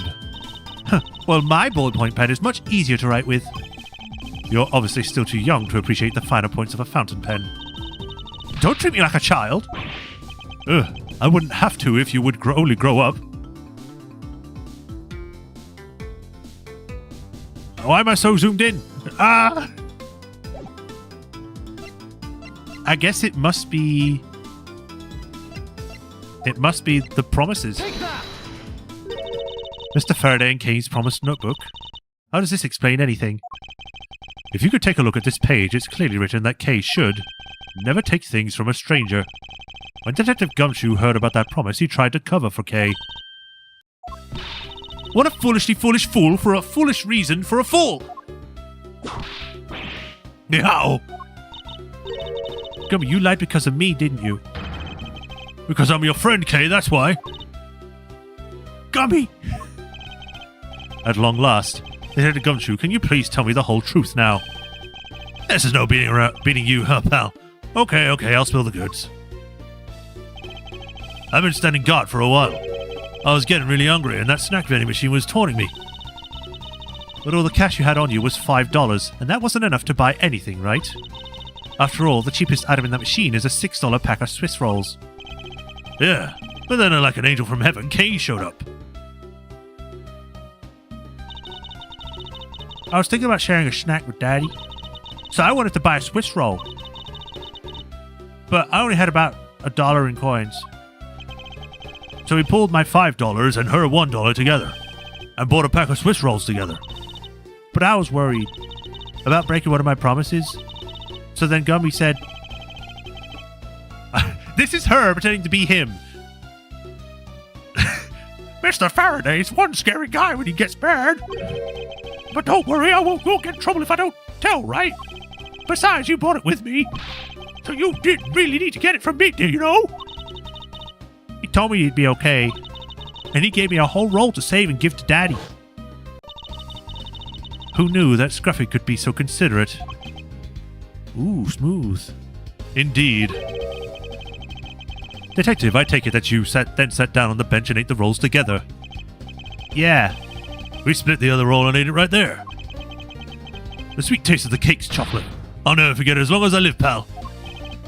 Anyway, I believe this belongs to you. Oh, that's from the balloon I popped. It's bad manners to leave garbage around, Kay. I'm sorry. Well, I guess I can't blame you for not throwing this one piece away. I was sitting high up on the windowsill where you couldn't see. Or it was. So just this once, I forgive you. But that balloon... I want to surprise Gummy a little, so I popped it on purpose. And because of me, Gummy dropped his half of the Swiss roll. Wow, you really got me there, pal. You monster! You made him waste his own Swiss roll! Guilty! 20 years! So I thought maybe I could give Gummy this other roll. And then I saw you picking on Gummy, mister. So you kicked me, is that it? You sure are a feisty one. I'm really sorry, mister. It's alright, I'm perfectly unharmed. There's just like a foot-shaped bruise on his back now. But about this Swiss roll, would it be alright with you if I held onto it until Detective Gumshoe is cleared of all charges and free to go? Yeah, sure. Just make sure you give it to Gummy afterwards, okay? Of course, I promise. And now then, I believe we may have proven beyond the shadow of a doubt that Detective Gumshoe was in the hallway for the duration of this duty, which undeniably proves that Detective Gumshoe could not have committed the double murders. Objection! Oh, hey! Actually, it just proves the opposite, Edgeworth. You've just shown that Detective Gumshoe is the only one who could have committed the crime. Well, what do you mean? It's quite rude to eavesdrop, Miss Yu.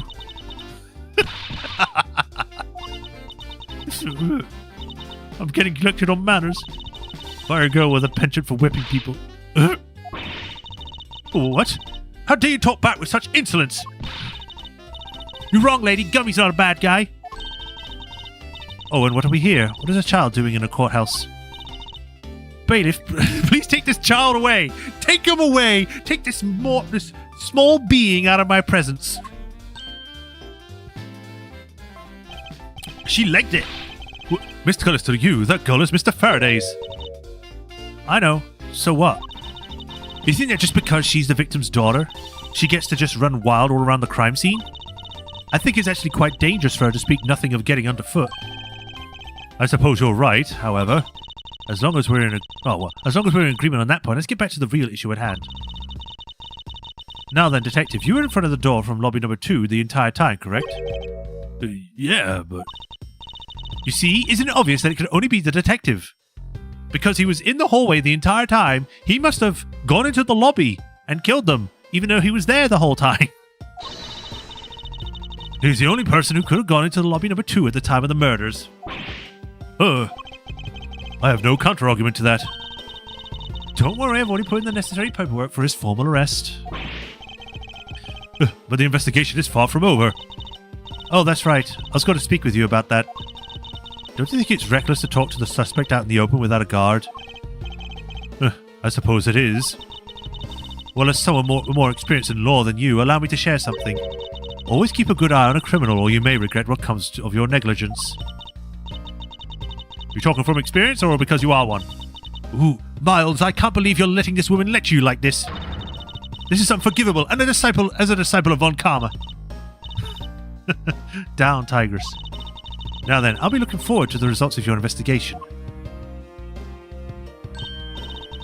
So, we're back to square one. Actually, this is our last chance. I can tell her that we failed to solve this case. Detective Gumshoe will be formally charged under all the circumstantial evidence. This investigation is not over yet. There's still one location we have yet to inspect. The restroom! It's where Detective Bad and Miss Yu were in the time of the crime. Lobby number 1. Oh yeah, I guess that too. Bum, bum, bum, bum, bum, bum. Right, save. Right, now I can quickly catch up. Notebook is with that whatever I so subtly mentioned. Of course he always carries a spare cravat. That roll is the month's food supply. Yeah, slowly becoming Valley Girl. This will need another stream. Maybe. What time? How long has it been now? It's been about an hour and a half. Detective, check the toilet. Yes. Oh, she's just here. 5:45. What is this incredibly overpowering sweet scent? It smells like flowers. Uncle Bad, is this it? Is that Detective Bad and Kay over there? It looks like she managed to escape the bailiff. No, that's not quite it. Ah, too bad, but it's so pretty. I think you're still a bit too young to be wearing that. But since you found it, I guess I can let you keep it. Thanks, I'll treasure it always. Those two seem to get along rather well. Oh, here, I've got something else for you. Yay! Thank you, Uncle Bad. Nom nom nom nom. Earlier I ate one of these with Gummy. Gummy? Oh, you mean Detective Gumshoe. Gummy is... He was trying to be nice between me because I was going to get in trouble. And then he got in trouble because he lied to protect me. Gummy. I know he didn't kill Daddy. Nom nom nom nom. Don't cry. Faraday would be sad if he saw you crying. I'm not crying. Okay. Oh, it's the mister from before and the lady too. Don't you think it would be a good idea to go home for the time being? You're not involved in the investigation, so it's for the best if you do. Actually, I'm Uncle Bad's assistant, so I'm related to the investigation. Is that so, Detective Bad? Yeah, I guess. What? You were just scolding us like kids to not mess with the crime scene, and now you let this child run free. Why? People are free to investigate things outside of the annual crime scene. You also had a few things you wanted to look into. Got a problem with that? I don't have a problem with that, but I'm curious as to what Miss Yu was looking into. Uncle Bad, I'm going to go look somewhere else now, okay? Alright, I'm counting on you. Oh, that's right. Hey, mister. Hmm? Yes, what is it? I know Gummy Rays isn't the bad guy. I mean it. So please, find the real bad guy, okay? I won't forgive whoever did this, because this little girl has put into me the staunchness to do it. But in the absence of the perfect piece of testimony and evidence, there is no one else who could be the true culprit other than Detective Gumshoe. Hmm? She wandered off while I was pondering. Well, you do tend to ponder for a while. That expensive painting is ill-suited to be hanging on the wall of this room. I wonder if a guard detail should be placed on it. Why do you say that? Well, a desperate low-paid detective might make off with it someday. You never know. She might be thinking about hiring a guard, but it's obvious she isn't factoring in that guard's salary whatsoever. One of the windows in this lobby is open as well. The air conditioning is working just fine in this room, so why did they open it, I wonder? For fresh air? I don't know. Maybe they didn't need the air conditioning, they just wanted to open a window. This decorative plant's leaves are shinier than the ones in the plants in lobby number 2. That's probably because it's next door to the windows where it's easier to photosynthesize. You may be right, plus the curtains are always drawn in lobby number 2. The caretakers of this courthouse don't think enough about the plants, do they? That's because they're the courthouse caretakers, not a bunch of botanists. What an incredibly strong-scented herbal tea. I hear that more than being relaxing, this scent may make one of a bit heady instead. You put in a special request for that. No wonder she's so violent if she's been drinking this stuff the whole time. Neither woman should be allowed to comment on this particular topic. Ever. What does that mean, Edgeworth? I may not look like much, but I find that ordinary tables like this one very useful. I think it's time they bought a new one. I wonder if they will replace the table if I hit it enough with my whip. I very much have too heavy-handed method if I ever saw one. This television is the same model as the one in the defendant lobby number 2. It looks like the two rooms are basically the same in terms of layout and supplies. Yes. The two rooms are basically the same, huh? Bad. Detective Bad, what exactly was Kate searching for? Nothing that concerns you, boy. Oh, and I suppose it has something to do with Kay. It does, because she's Faraday's daughter. Anyway, hurry up and get to the point. I don't have time to waste. It sounds like you'd rather be left alone. I have something I'd like to confirm with you once again. I don't have anything to say to you. Huh. Be that as it may, we still have questions that need answers to. Answers that need questions.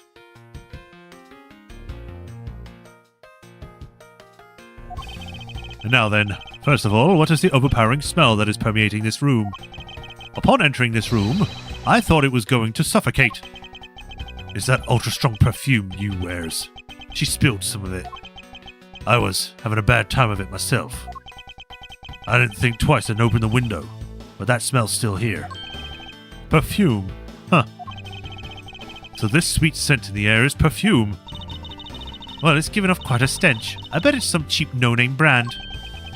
She said it's a famous brand from overseas.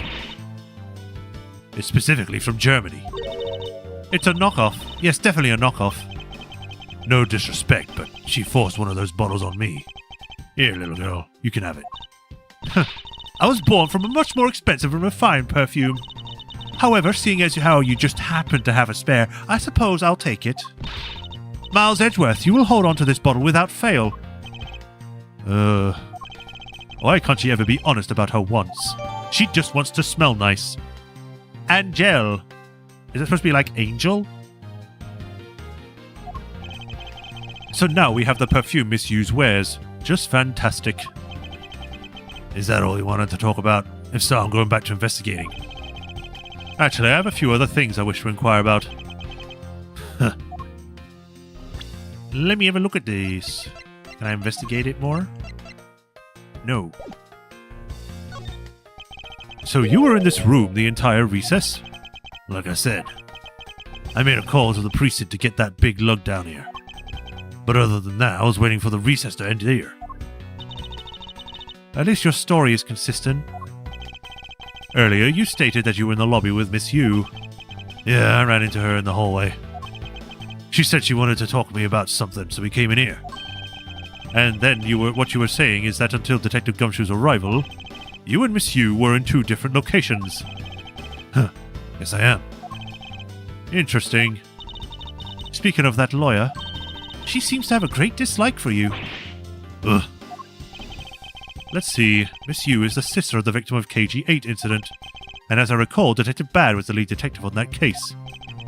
I wonder if the reason for her disdain isn't simply because you failed to guard Cece, but because you were the lead detective on the case. You knew? Huh. I also know that today's trial involving the Codafin Embassy staff member is being referred to as the second KG-8 incident. Now then, Detective, I believe it's time you were honest with me and told me the truth behind your relationship with the Miss Yu and Mr. Faraday and the KG-8 incident. If you already know that much, I guess it'd be alright to tell you. Now then, I'd like to ask you a few questions about the KG-8 incident. It's not exactly a happy story. Other than the people who were directly involved, you two will be the first to hear what I'm about to tell. It was a lollipop all along because they can't show people having cigarettes. The honest truth behind the KG-8 incident. Faraday, you and I. As you already know, we three were involved with the KG-8 incident. Faraday and I, we were originally on the trail of a smuggling ring. You mean the smuggling case involving one of the Amano Group's secretaries? Huh. That trial was a front. A facade. Yeah, but the case became tainted. All because the witness who was going to testify about the Amano Group ties to the smuggling ring, CCU, was killed. And then what became of the secretary who was arrested? His name was Colin Deveray. To be honest, the guy didn't know a thing about the smuggling ring. But he confessed to knowing about it anyway. Deveray was probably being intimidated by the big boss man. Just another scapegoat. The boss man of the Amano Group? He can't seriously mean Mr. Ernest Amano. That can't be right. He's probably just Detective Bad's personal hypothesis. What is he trying to do, suspecting Mr. Amano being involved with smuggling? I suppose it would been quite difficult to secure acquittal after he confessed. But the man who killed Miss CCU, Manny Coachin, was completely a different person. But since we have this ridiculous law about when you've been acquitted, you can't be tried for murder again. Mr. Faraday, how could you have let him go? If I remember correctly, I heard that Mr. Faraday had an important piece of evidence stolen from him. That wasn't Faraday's fault. It was mine. I wasn't vigilant enough. Mr. Faraday, Cece, I was supposed to protect them both. Miss Yu did mention that as well, about how Detective Bad was supposed to guard her sister. But even I, who was supposed to protect them, I fell into that trap. What kind of trap? The holes in this jacket are a testament to that trap. You mean you were fired upon? You were shot that many times in one gunfight? No. Only about half of these are from that case. But the reason I continue to wear this jacket is to remind myself of the lessons I learned from the KG-8 incident. I see. So you're like Bardock with his bandana. I couldn't protect CCU, and the suspect was not found guilty. We had a brick wall, as far as the law was concerned. And that's when she came to the courtroom, the victim's sister. That's when I first met Callista Yu. Relation to you? About when you first met Miss Yu, I was on the day the verdict of the KG-8 incident was handed down, was it not? Yes, Faraday and I, we apologized to her from the bottom of our hearts. It was all we could do, but Just saying you're sorry won't bring my sister back, she'd say. And then she gave me a hard slap across the face. Well, she certainly had a lot of self-control to stop at just a slap. If it was me, not even 100 lashes would have been punishment enough. I suppose not. You said it herself. That she never wanted to see either of us again. But after that, you've seen her many times over, correct? Yeah, Faraday and I, even after the KGA incident had come to a close, we continued to hunt down the smuggling ring and got involved in a variety of cases. I need a drink because it's getting dry.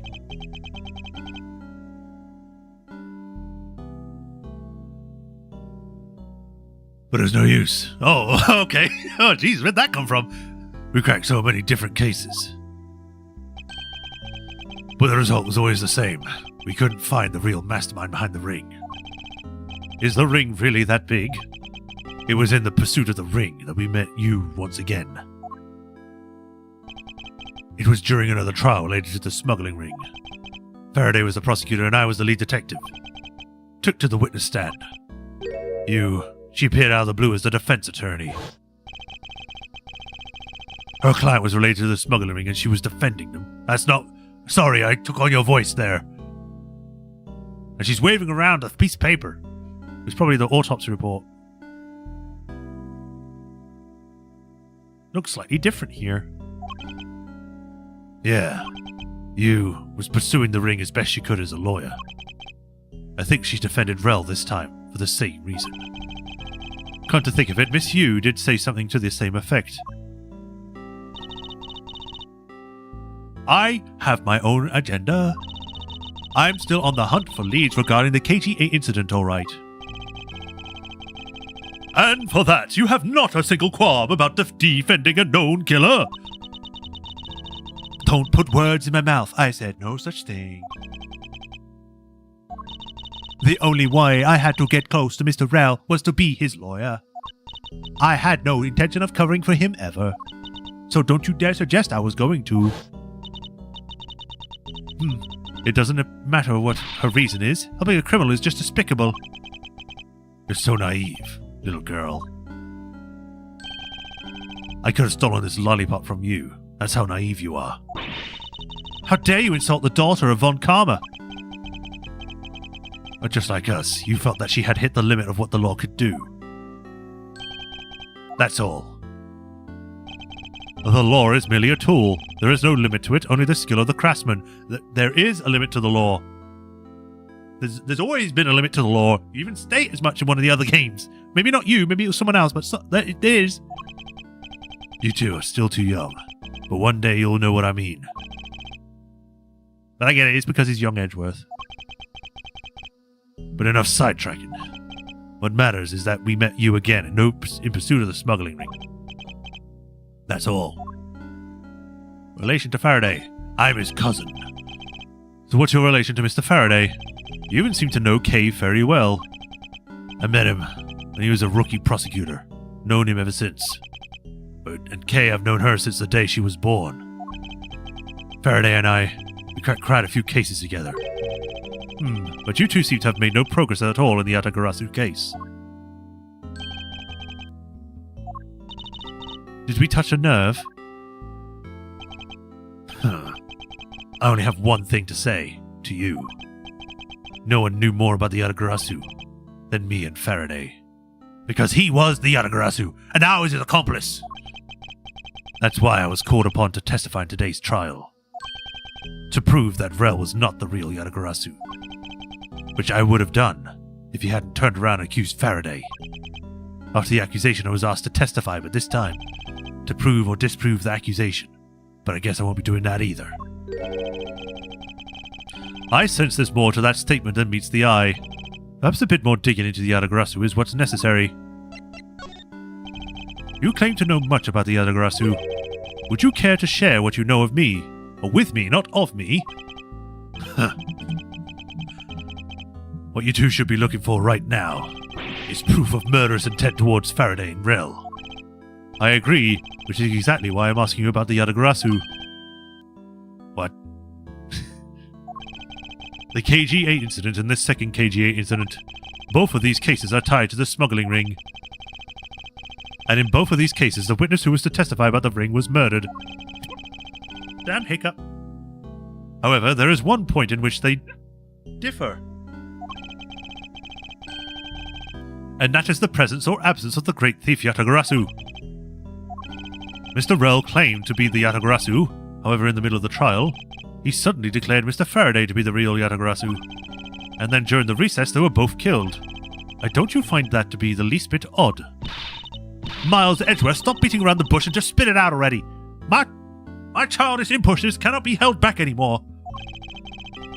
I believe there must be some reason that the two men suspected of being the Yatagarasu were both killed at the same time. A reason. Huh. And so, in order to catch Mr. Faraday, Mr. Rell's cold-blooded killer, I feel that I need to learn as much as I can about the Yatagarasu. It will help you solve this case. Then I'll tell you. I'll tell you the reason why we've never caught the Yatagarasu. What is that sudden outburst for? You almost made me whip you by accident. Oh. It still accidentally whipped me anyway. There were three main reasons why the Yatagarasu was always on step ahead. First, the Yatagarasu always knows the exact location of the target object. Second, the Yatagarasu always knows exactly how to disarm the security system. Third, the Yatagarasu doesn't leave a single shred of evidence behind, ever. I see. So those are the Yatagarasu's special traits. I mean, they just sound like a criminal that knows what they're doing.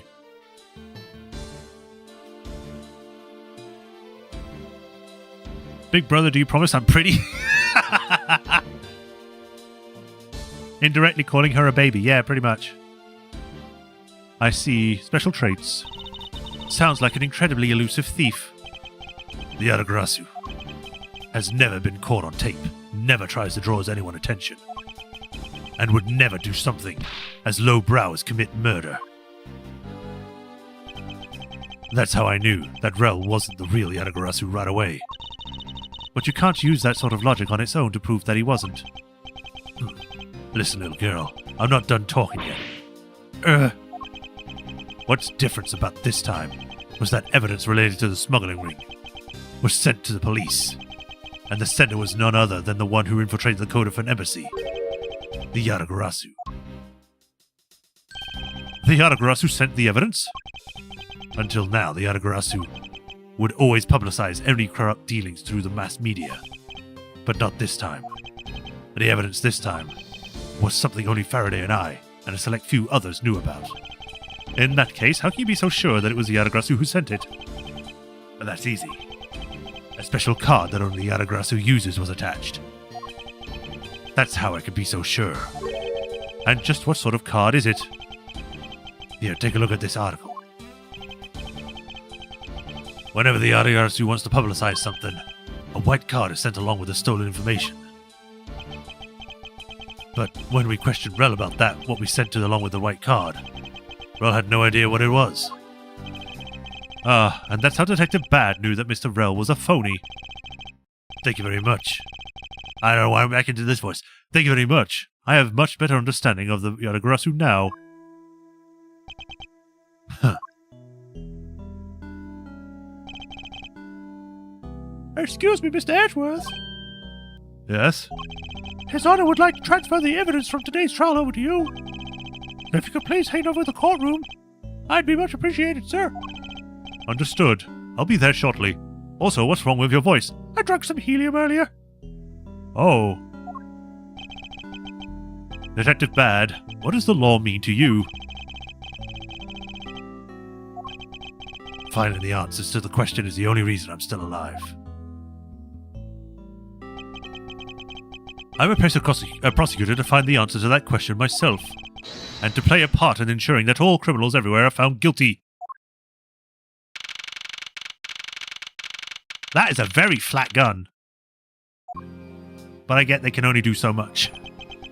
Oh, it's you, Mr. Edgeworth. It appears that His Honor is still a bit dispirited. For the first time today, I experienced what it's like to stand at the witness stand. And have a great appreciation for just how hard it is to give testimony. Well, there's no reason for you to all be depressed about it, Your Honor. As a judge, no one expects you to think about anything other than the verdict. Francisca, there's no need to further depress his honor. But I'm not trying to, Miles. Your honor. Your honor, I've come to collect the evidence that was to be transferred to me. Your honor, the evidence. Your honor. Oh, yes. Yes, can I help you? I'd like to collect the evidence now, sir. Your honor. Do you think you can stay focused long enough to at least do your job? Yes, I'm sorry. I would, except for the defense attorney has yet to arrive. I can't speak words. I'm too depressed. She is busy with the investigation, so let's keep this brief, shall we? Very well. In that case, please confirm that all the evidence of the president. Furthermore, the evidence that was used in the murders of Mr. Faraday and Mr. Rell are also included, so please go ahead and use them in your investigation in the case. Understood, Your Honor. The pieces of evidence that were used in the murder of those two women are two men. Where did women come from? This could be a very good chance for me to find new leads regarding their cases. Maybe something that will finally lead me to the truth. I've placed all the evidence over there on the prosecutor bench for you. I see. Thank you very much. I will go and confirm that they are all accounted for. But first, no! I wanted... Oh, hey, Kay.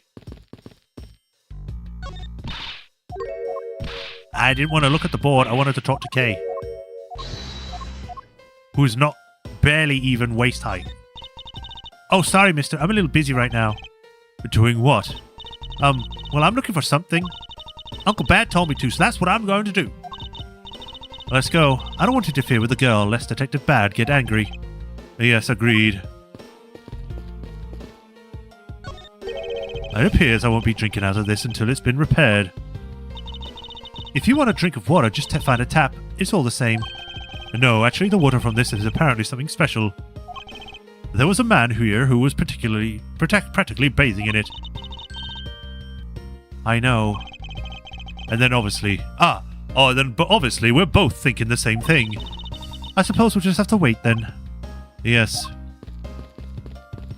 Actually, water from a tap is different from water from a fountain because water from a fountain is like from a different pipe. So you could have pipe from a tap that the water just tastes complete ass, and then water from a water fountain that just tastes really good. Evidence that Miss Yu prepared is just sitting here on this table.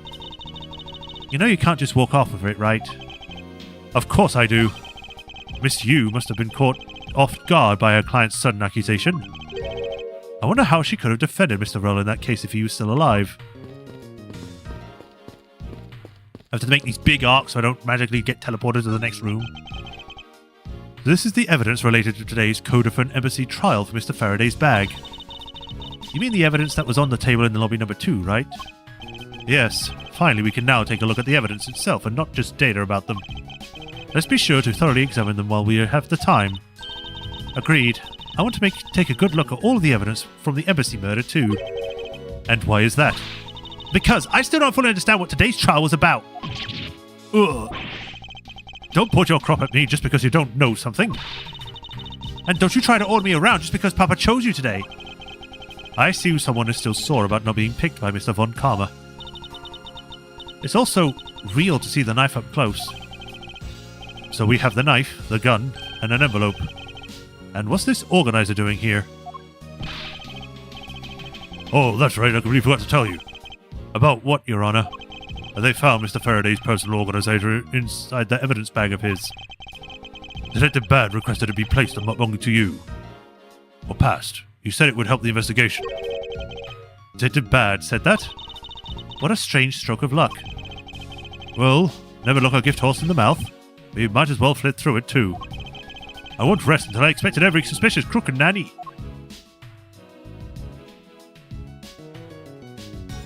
I'm getting feeling that Bad is constantly checking if he trimmed his beard straight. Yeah, maybe.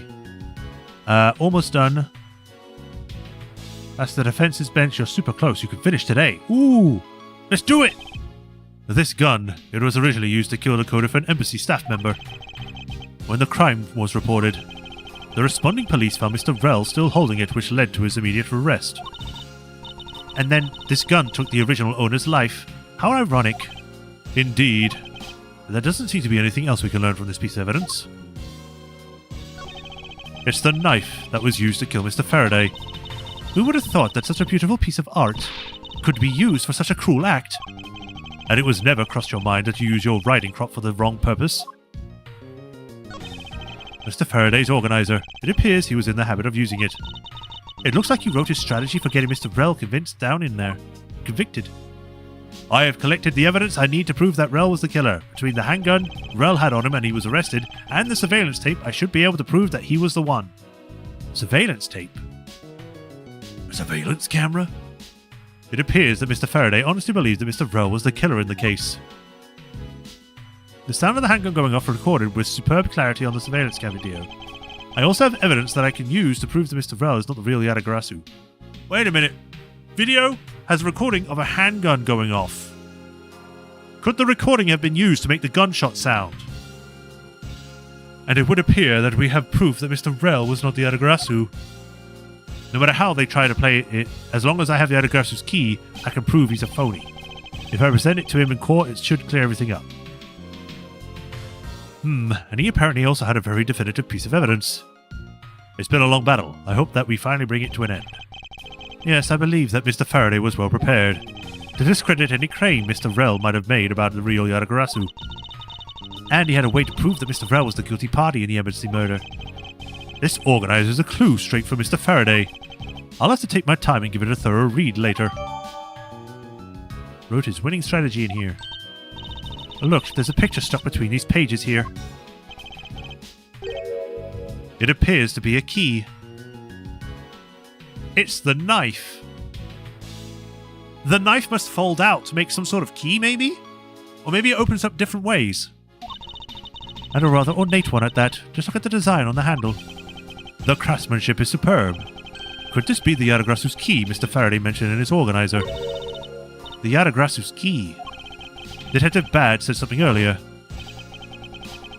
What's different about this time was that the evidence related to the smuggling ring was sent by the police, and that the sender was none other than the one who infiltrated the code of an embassy, the Yadagarasu. The Yadagarasu sent the evidence! Until now, the Yadagarasu would always publicize any corrupt dealings throughout the mass media. Not mass murder. But not this time. The evidence this time was something only Faraday and I and a select few others knew about. More at 9. Mr. Faraday must have been trying to keep this secret key safe. As the prosecutor on both the Yadagarasu and smuggling ring cases, that's to be expected. That's odd. Oh, what is it? Mr. Faraday didn't mention anything about a knife in his organizer. That certainly is odd. The weapon that was used to kill the Code of an Embassy staff member was the gun. But if that's the case, where did the knife cut that was used to murder Mr. Faraday come from? Isn't it obvious it was brought into the courthouse by Mr. Rel? That's the only logical conclusion, right? So you mean when he got patted down for weapons, they didn't find it? No, because it's not that easy to smuggle a weapon like that in here. Every person who enters the courthouse doors is checked thoroughly before contraband, like I said. Unless he stuck it up his butt. Furthermore, the suspect was handcuffed, making it impossible for him to bring a knife as large as this inside. In that case, how do you suppose the knife ended up inside the courthouse? I need to think carefully here. There is nothing related to the knife written anywhere in Mr. Faraday's organizer.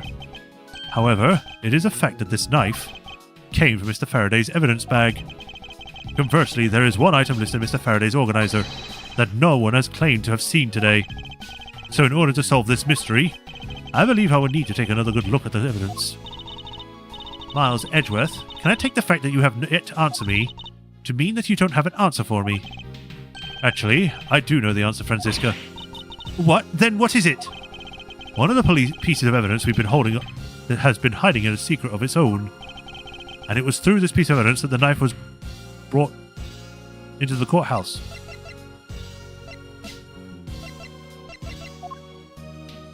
Well, I guess it would be the book again?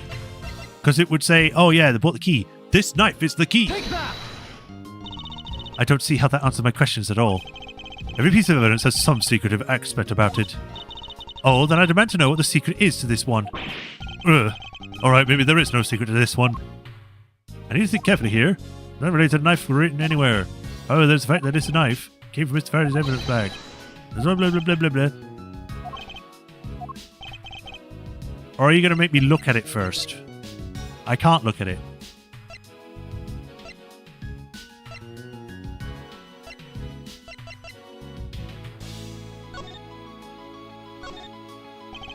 It would appear that this bag was actively used in the murder of Mr. Faraday. Wait, isn't it possible that the killer left his fingerprints on the inside of his then? Sorry, but it looks like the killer was very careful not to leave any evidence behind. Sounds like we have a very clever killer on our hands, which means that on second thought, maybe the detective didn't do anything after all. Wow. Imagine if he was here, it's like, I'm very good at just, like, killing people, pal, I can do it. I'll show you.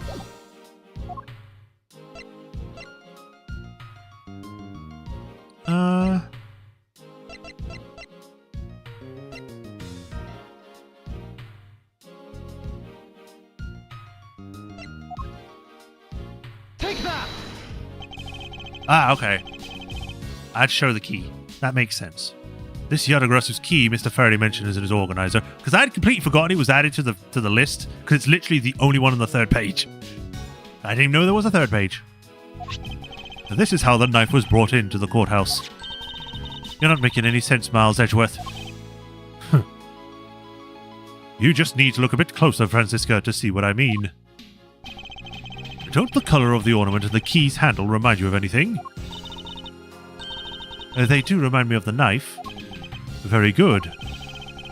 Both the Yadagrasu's key in this photo and the murderous knife have this very unique design on their handles. But furthermore, even though Mr. Faraday mentions the Yadagrasu's key, the only object we found on the crime scene was the knife. You don't seriously mean to say?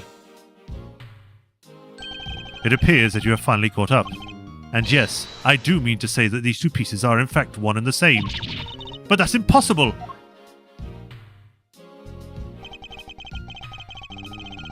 Even if that is what you believe, we should still investigate this possibility. Ugh. And now then, let us examine this knife in a little more detail. Oh, there we go.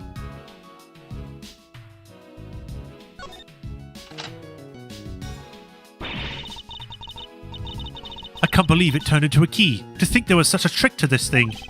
And so the weapon used to kill Mr. Faraday is actually the key the Yadagrasu stole. This piece of information is more critical than anything we've learned up until now. Frankly, I'm shocked. Mr. Faraday only mentioned the key aspect of this piece of evidence to his organizer. It's possible that even he had no idea the key was actually holding a knife blade inside. But if that's true, then the only someone who knew about the key to the knife trick could have killed Mr. Faraday. Even among law enforcement, this key was top secret. We're looking for someone who knew even more about the key than even Mr. Faraday. Meaning that the only person it could be is the one who sent the key to in the first place. The great thief Yadagrasu. Then maybe Mr. Rel was the Yadagrasu. And he was the one who killed Mr. Faraday. Isn't that one possible scenario?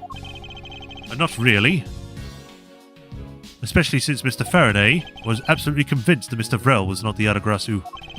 Besides, as Detective Bad said earlier,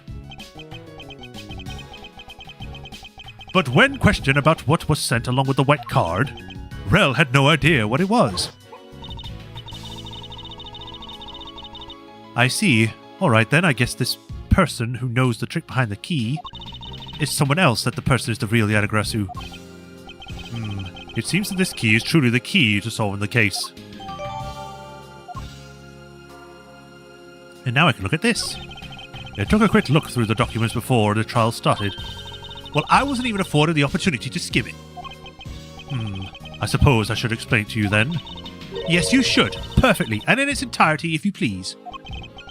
On the night of September 8th, an embassy staff member was killed in front of the embassy. The staff member died of shock due to being shot in the heart. He also looked like a real man. Macrell was brought in that night as a suspect and thoroughly questioned, because the murder weapon was found on him, for which he was arrested on the spot. A simpleton of a man, that's what he was.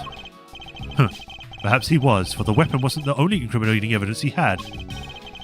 Mr. Rell was caught in the act on film by a security camera. He was an even bigger simpleton than I thought. I can't believe he didn't notice the security camera.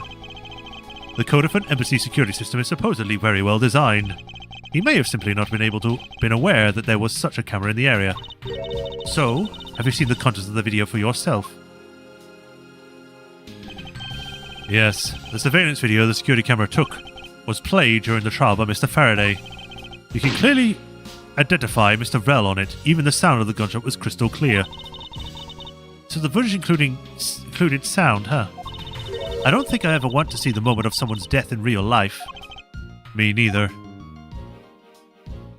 But that's odd. We're short one piece of evidence. And that piece of evidence missing is the surveillance video that was played in court. The surveillance video? How could a piece of evidence just disappear? Where did it go? The evidence showing the moment in which Mr. Rell committed the murder. Where could it have gone indeed? Are you done with your inspection of the evidence? Yes, I'm finished. However, Your Honor, I am missing a single piece of prosecutorial evidence. Your Honor, were you derelict in your duties? What? No, I dare not neglect my duties. What do you mean take me for? No, Your Honor. The most important piece of evidence in today's trial, the surveillance video, is not among the evidence you laid out for me. I brought Mr. Faraday's whole bag with me from the crime scene. Maybe the tape is still somewhere on the crime scene? There's something wrong here. Something about this missing piece of evidence. It would appear that for me to find the answers I seek, I will have to pay another visit to the crime scene, defendant lobby number 2. To be continued, or am I actually going there? Nope, we're just there. It's you! It's the Wolfman! What are you doing here? I have to bring your voice back.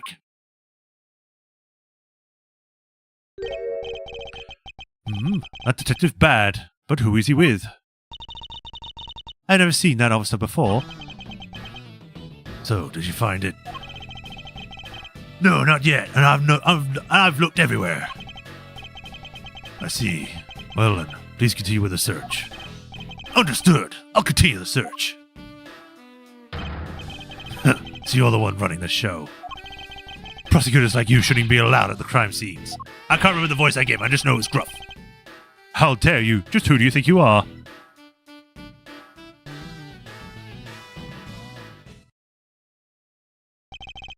What was that all about? And who was that man just now? Whoever he was, I've never seen a more impudent officer in my life.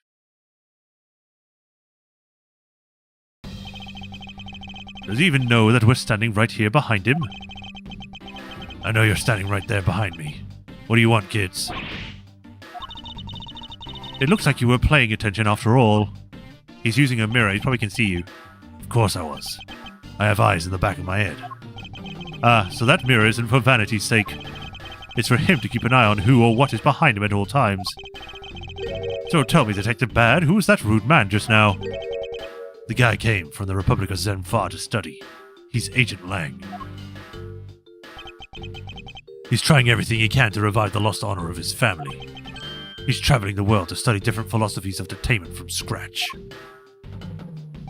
By visiting various police departments around the world, he has a lot of dedication. He's still just a rookie cop, but I sense a strong grudge of some sort from him. The guy is more useful than Gumshoe, even if he is rude. Well, he sure has a lot of guts to come to this country and give prosecutors a hard time. I agree, however I can think of one young lady that statement also applies to. Anyway, what was that agent looking for, Detective Bad? Earlier, the little girl was poking around in lobby number 1 as well. Like I said before, it's got nothing to do with the two of you. I highly doubt that it was nothing to do with us. Or me. First, if this is the game I must play, then I will take... Oh, fine. If this is the game I must play, then I will take this opportunity to draw out what he's been hiding and what's happened in this room straight in from him. Turn on TV. Tiny TV. Huge. Okay, I guess I won't check it. Because my assumption is that the tape's in here. I suppose it's impossible to enter... That's not what I want to do. It's so fiddly when you have to stand in a specific spot just to speak to someone sometimes.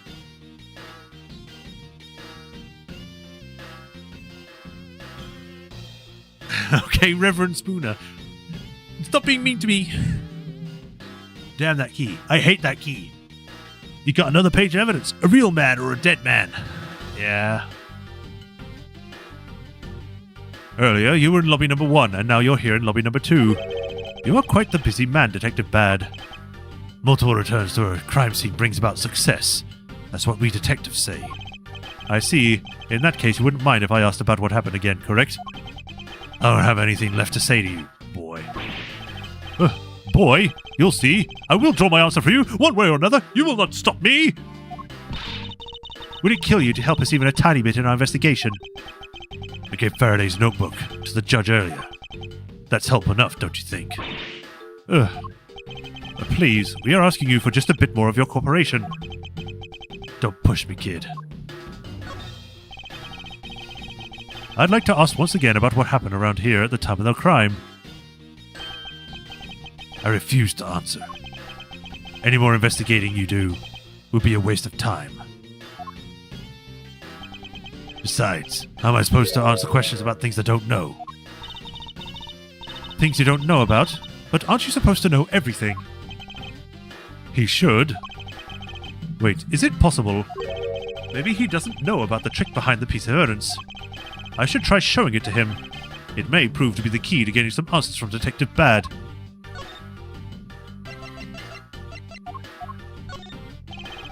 Detective Bad, did you know of this existence of the item in this photograph? Of course I did. It's my job to know everything related to the Mayadagrasu case. In that case, let me ask you something. Did you know the knife that killed Mr. Faraday and this Yadagrasu's key are one and the same? What? That's impossible. It looks like he didn't know after all. This piece of evidence, which we call the Yadagrasu's key, is actually a well-camouflaged knife. Mr. Faraday was planning to use this Yadagrasu's key to prove that Mr. Vrel was not the real Yadagrasu.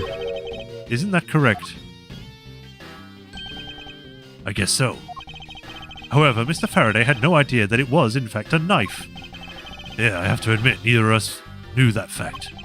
And if neither of us knew, then no one in law enforcement knew either. How did we miss something as big as this?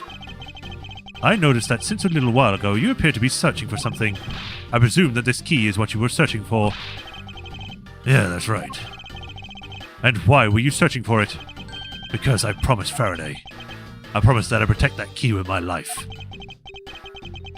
But after he was killed, the key disappeared from the Faraday's evidence bag. I nearly said, but after he was keyed, the kill disappeared, which makes no sense.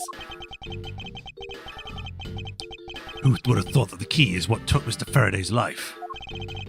Detective Bad, so what that we may find the truth. Please testify for me once more. All right. But it doesn't matter how many times I tell you about what happened.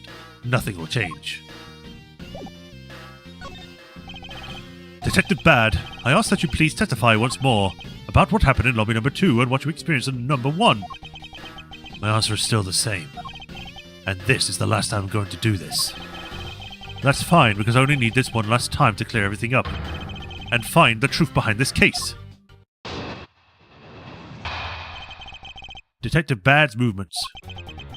I was in lobby number 1 talking with you. We were talking about something trivial things. I heard the gunshot right before the trial was about to reconvene. And we heard you and I immediately dashed into the hallway together. I saw Gumshoe goofing around there, and we all ran into lobby number 2. It sounds like the exact same testimony you told us before. Imagine if she was actually at her height. She would be like below the conversation window. I imagine that she gets Edgeworth to get a box for her to stand on, so then she's at the same height as everyone. Indeed. However, I feel that we have yet to draw out the information we can.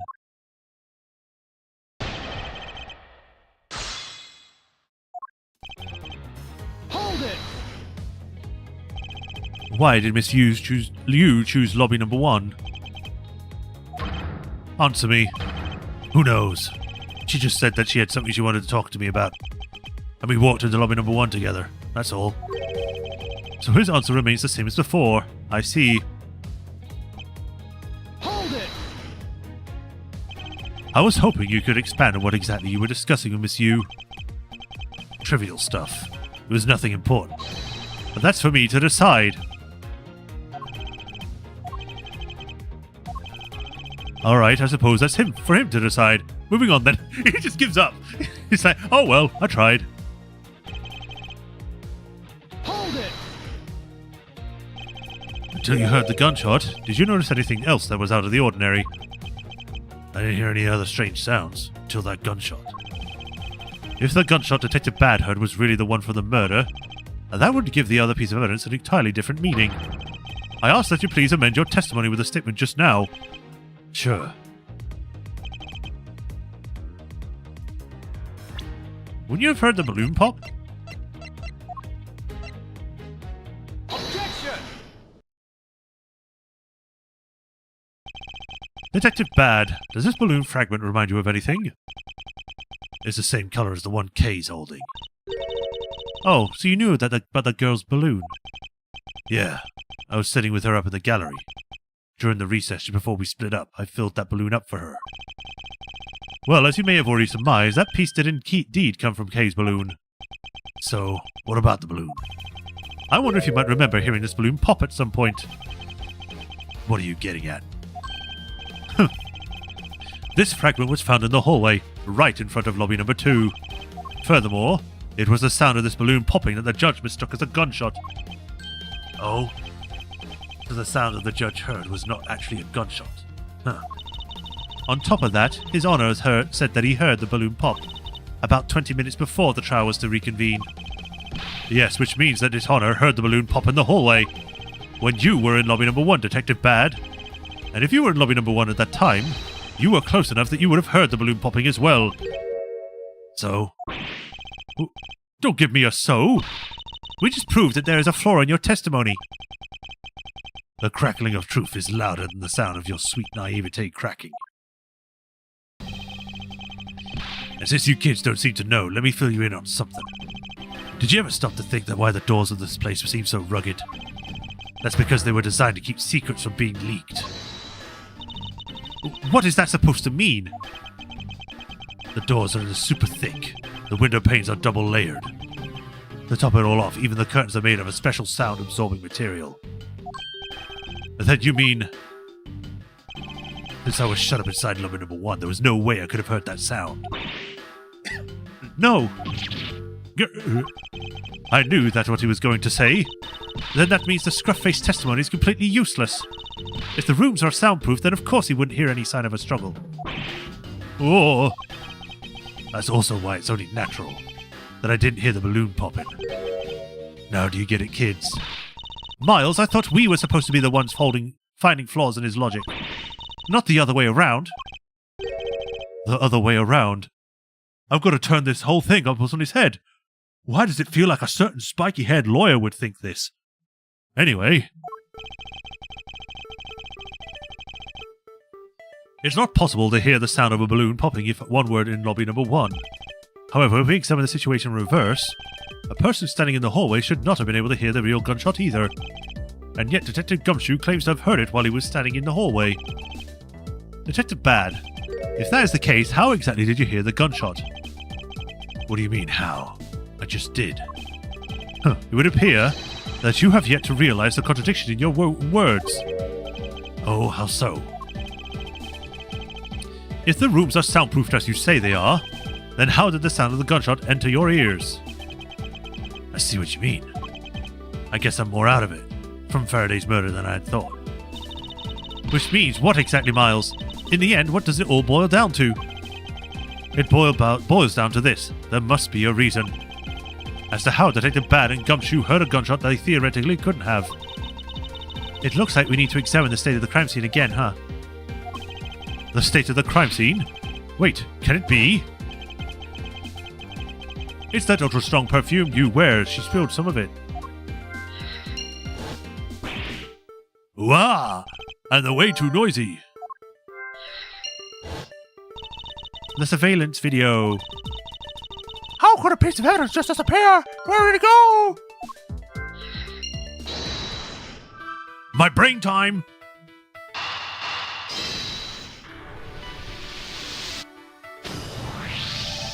It's simply not possible for the killer to have escaped through the barred windows. and yet the fragrance of the perfume managed to escape from defendant lobby number 1. Of course, incorporeal things can move freely through these open barred windows. A ghost was involved.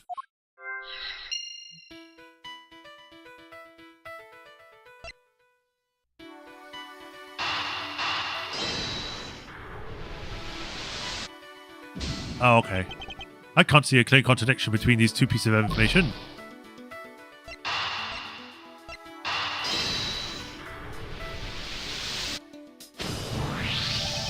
And now then, what else besides a smell can go both in and out of the open barred window?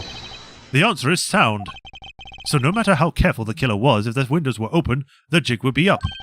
And since the windows in both the defendant lobby number 1 and the hallway were open, that explains how the sound of a gunshot could be heard in both locations.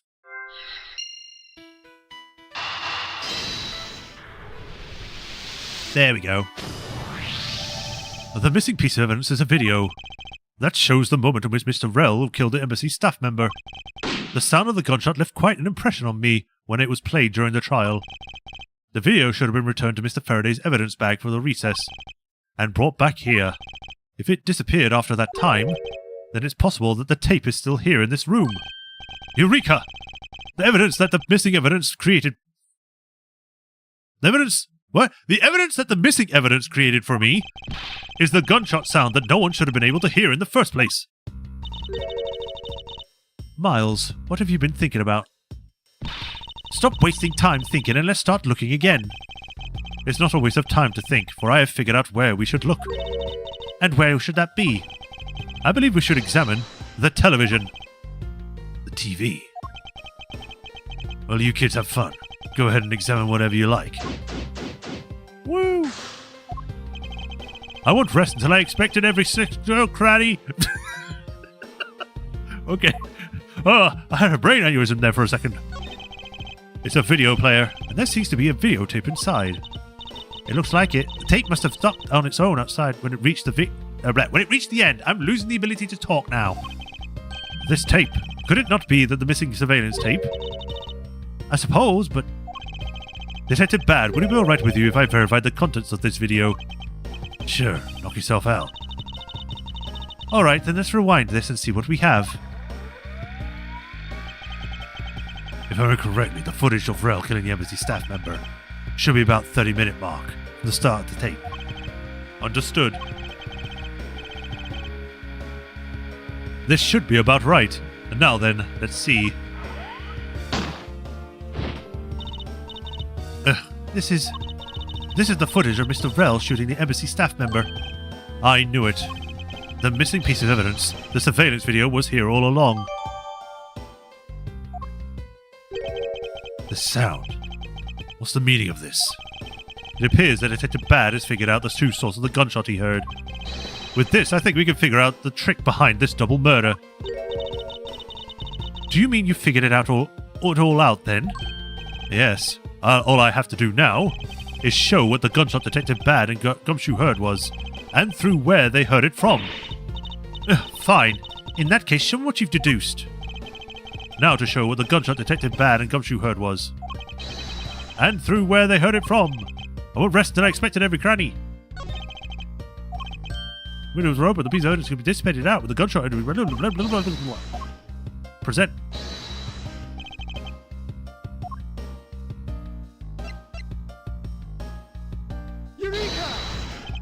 But this piece of evidence will clear away the last remaining contradiction in this case. Miles, I believe that evidence may actually prove of a different last of sorts. It proves that today will be the last day as your prosecutor. It appears that I made a mistake. Last riddle. That's his room.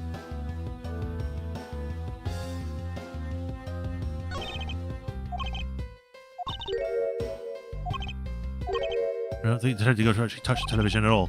Furthermore, it seemed more like when a video feed suddenly stops. At least it did to me. I wonder why that is.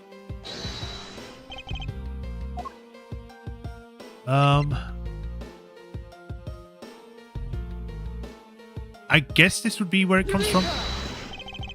Nope, still not this. I did it for the window and I've done it for the TV.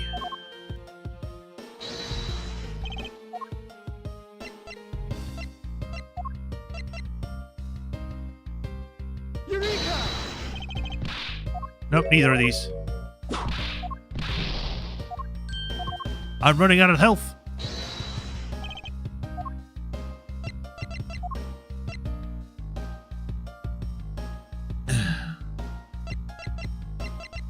I guess it's a tape then. Eureka! Nope. I'm dying. But it must be this then, because it's the only thing I can think of that we would show. Oh, whoops. Eureka! There you go. We eventually got one of these. If the door and the windows of the crime scene, namely this room that we're in, were closed, the killer could have used a gun and no one would have been the wiser. But that's true. This courthouse does seem to be well-designed for such a thing, as it were. However, what happened in reality was, Detective Gumshoe, Detective Bad, and Miss Yu, all three of them heard the gunshot. Well, the windows in lobby number 1 and 2 in the hallway were open, so naturally the people in these locations would hear it. Ah, but then why would the criminal open the window in the first place? To allow the gunshot to be heard, I suppose. Let me just check something.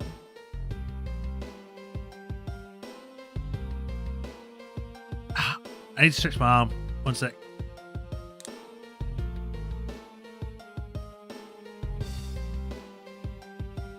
I'm pretty sure there's only one more testimony. If you're lying to me, you owe me. I know I've got 3 pages of evidence. Leave me alone.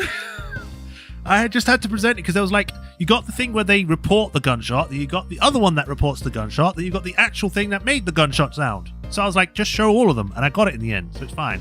We did it. Correct. That's the only logical conclusion we can draw from this. Well, why was that necessary in the first place? I want a real answer, Miles. I demand satisfaction. Very well. I believe that the killer waited to manipulate our perception of a certain fact. What was it that the killer wanted to manipulate our perception of? When the crime took place. The killer wanted to fabricate the time of death to their precise wishes, and they used the gunshot in the surveillance video to do so. So that's why the tape was left running. 30-minute mark. They killed him before the gumshoe was put in front of the door. And then while they were in there, they left the tape running. So when it hit the 30-minute mark, you'd hear the gunshot. You mean the gunshot I heard was from this video? Yes, which means that the murders that really occurred at an earlier time than we thought.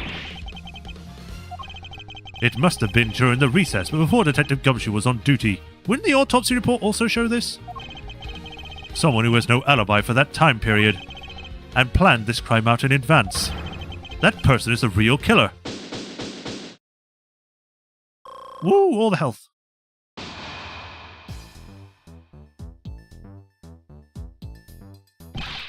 Mr. Edgeworth. What is it? Miss Yu isn't asking for you. She's in the courtroom. She says that she's identified the murderer, but that she wants to clarify something. It looks like Miss Yu is still investigating something. Understood. Please tell her that I'll be right over. I'll come along. I want to hear what she has to say. It would appear that the time has come to uncover the truth. To be continued? There you go.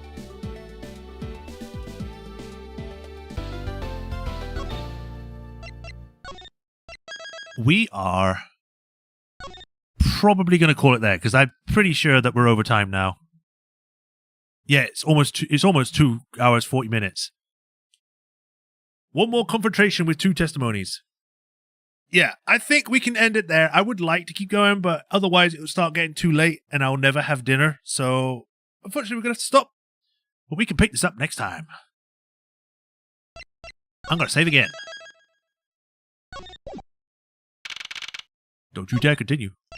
Exit game. Don't save. Exit game. Alright. We'll stop there. We shall pick this up on Thursday. We will see what will happen at the conclusion of this whole ordeal. It'll probably be half of that stream, and then the last half of it will probably be the next case after that.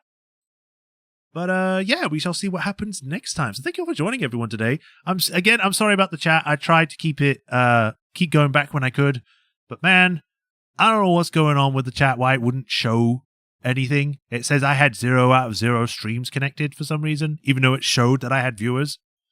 So I don't know. Maybe it'll be fixed next time. But thanks for joining, everyone. Hope you all enjoyed regardless.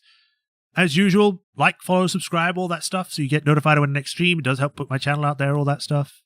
And if you want to help support me, thanks to Patreon and tips. I heard about DBS too as well. Yes. Where was I? If you want to help support me, thanks to Patreon tips. And if you become a patron, you get entered to the patron list here, where I give you a shout out of every stream, like I do with Hiro Kuni and the Soul Master 37. And thank you for the continued support. I greatly appreciate you all. And we get thrown about the courtroom because no one will listen to us because we're new at our job. OBS, it's not OBS, it's Restream Chat. They're like separate things. I don't, unless there was something wrong with the stream, I don't know. But for me, OBS seemed to be fine. I don't have any drop frames or anything. It's more Restream side. But anyway, that's it for today. I'll be back tomorrow with more Ghost of Tsushima, where we might finish it. So be sure to tune in for that. And as usual, thank you for joining. You'll have a nice rest of the day, and I'll see you all either tomorrow or I'll see you all on Thursday for more of this. Until then, bye everyone. Bye-bye. Bye, Refatron. Bye, Matt. See you all next time.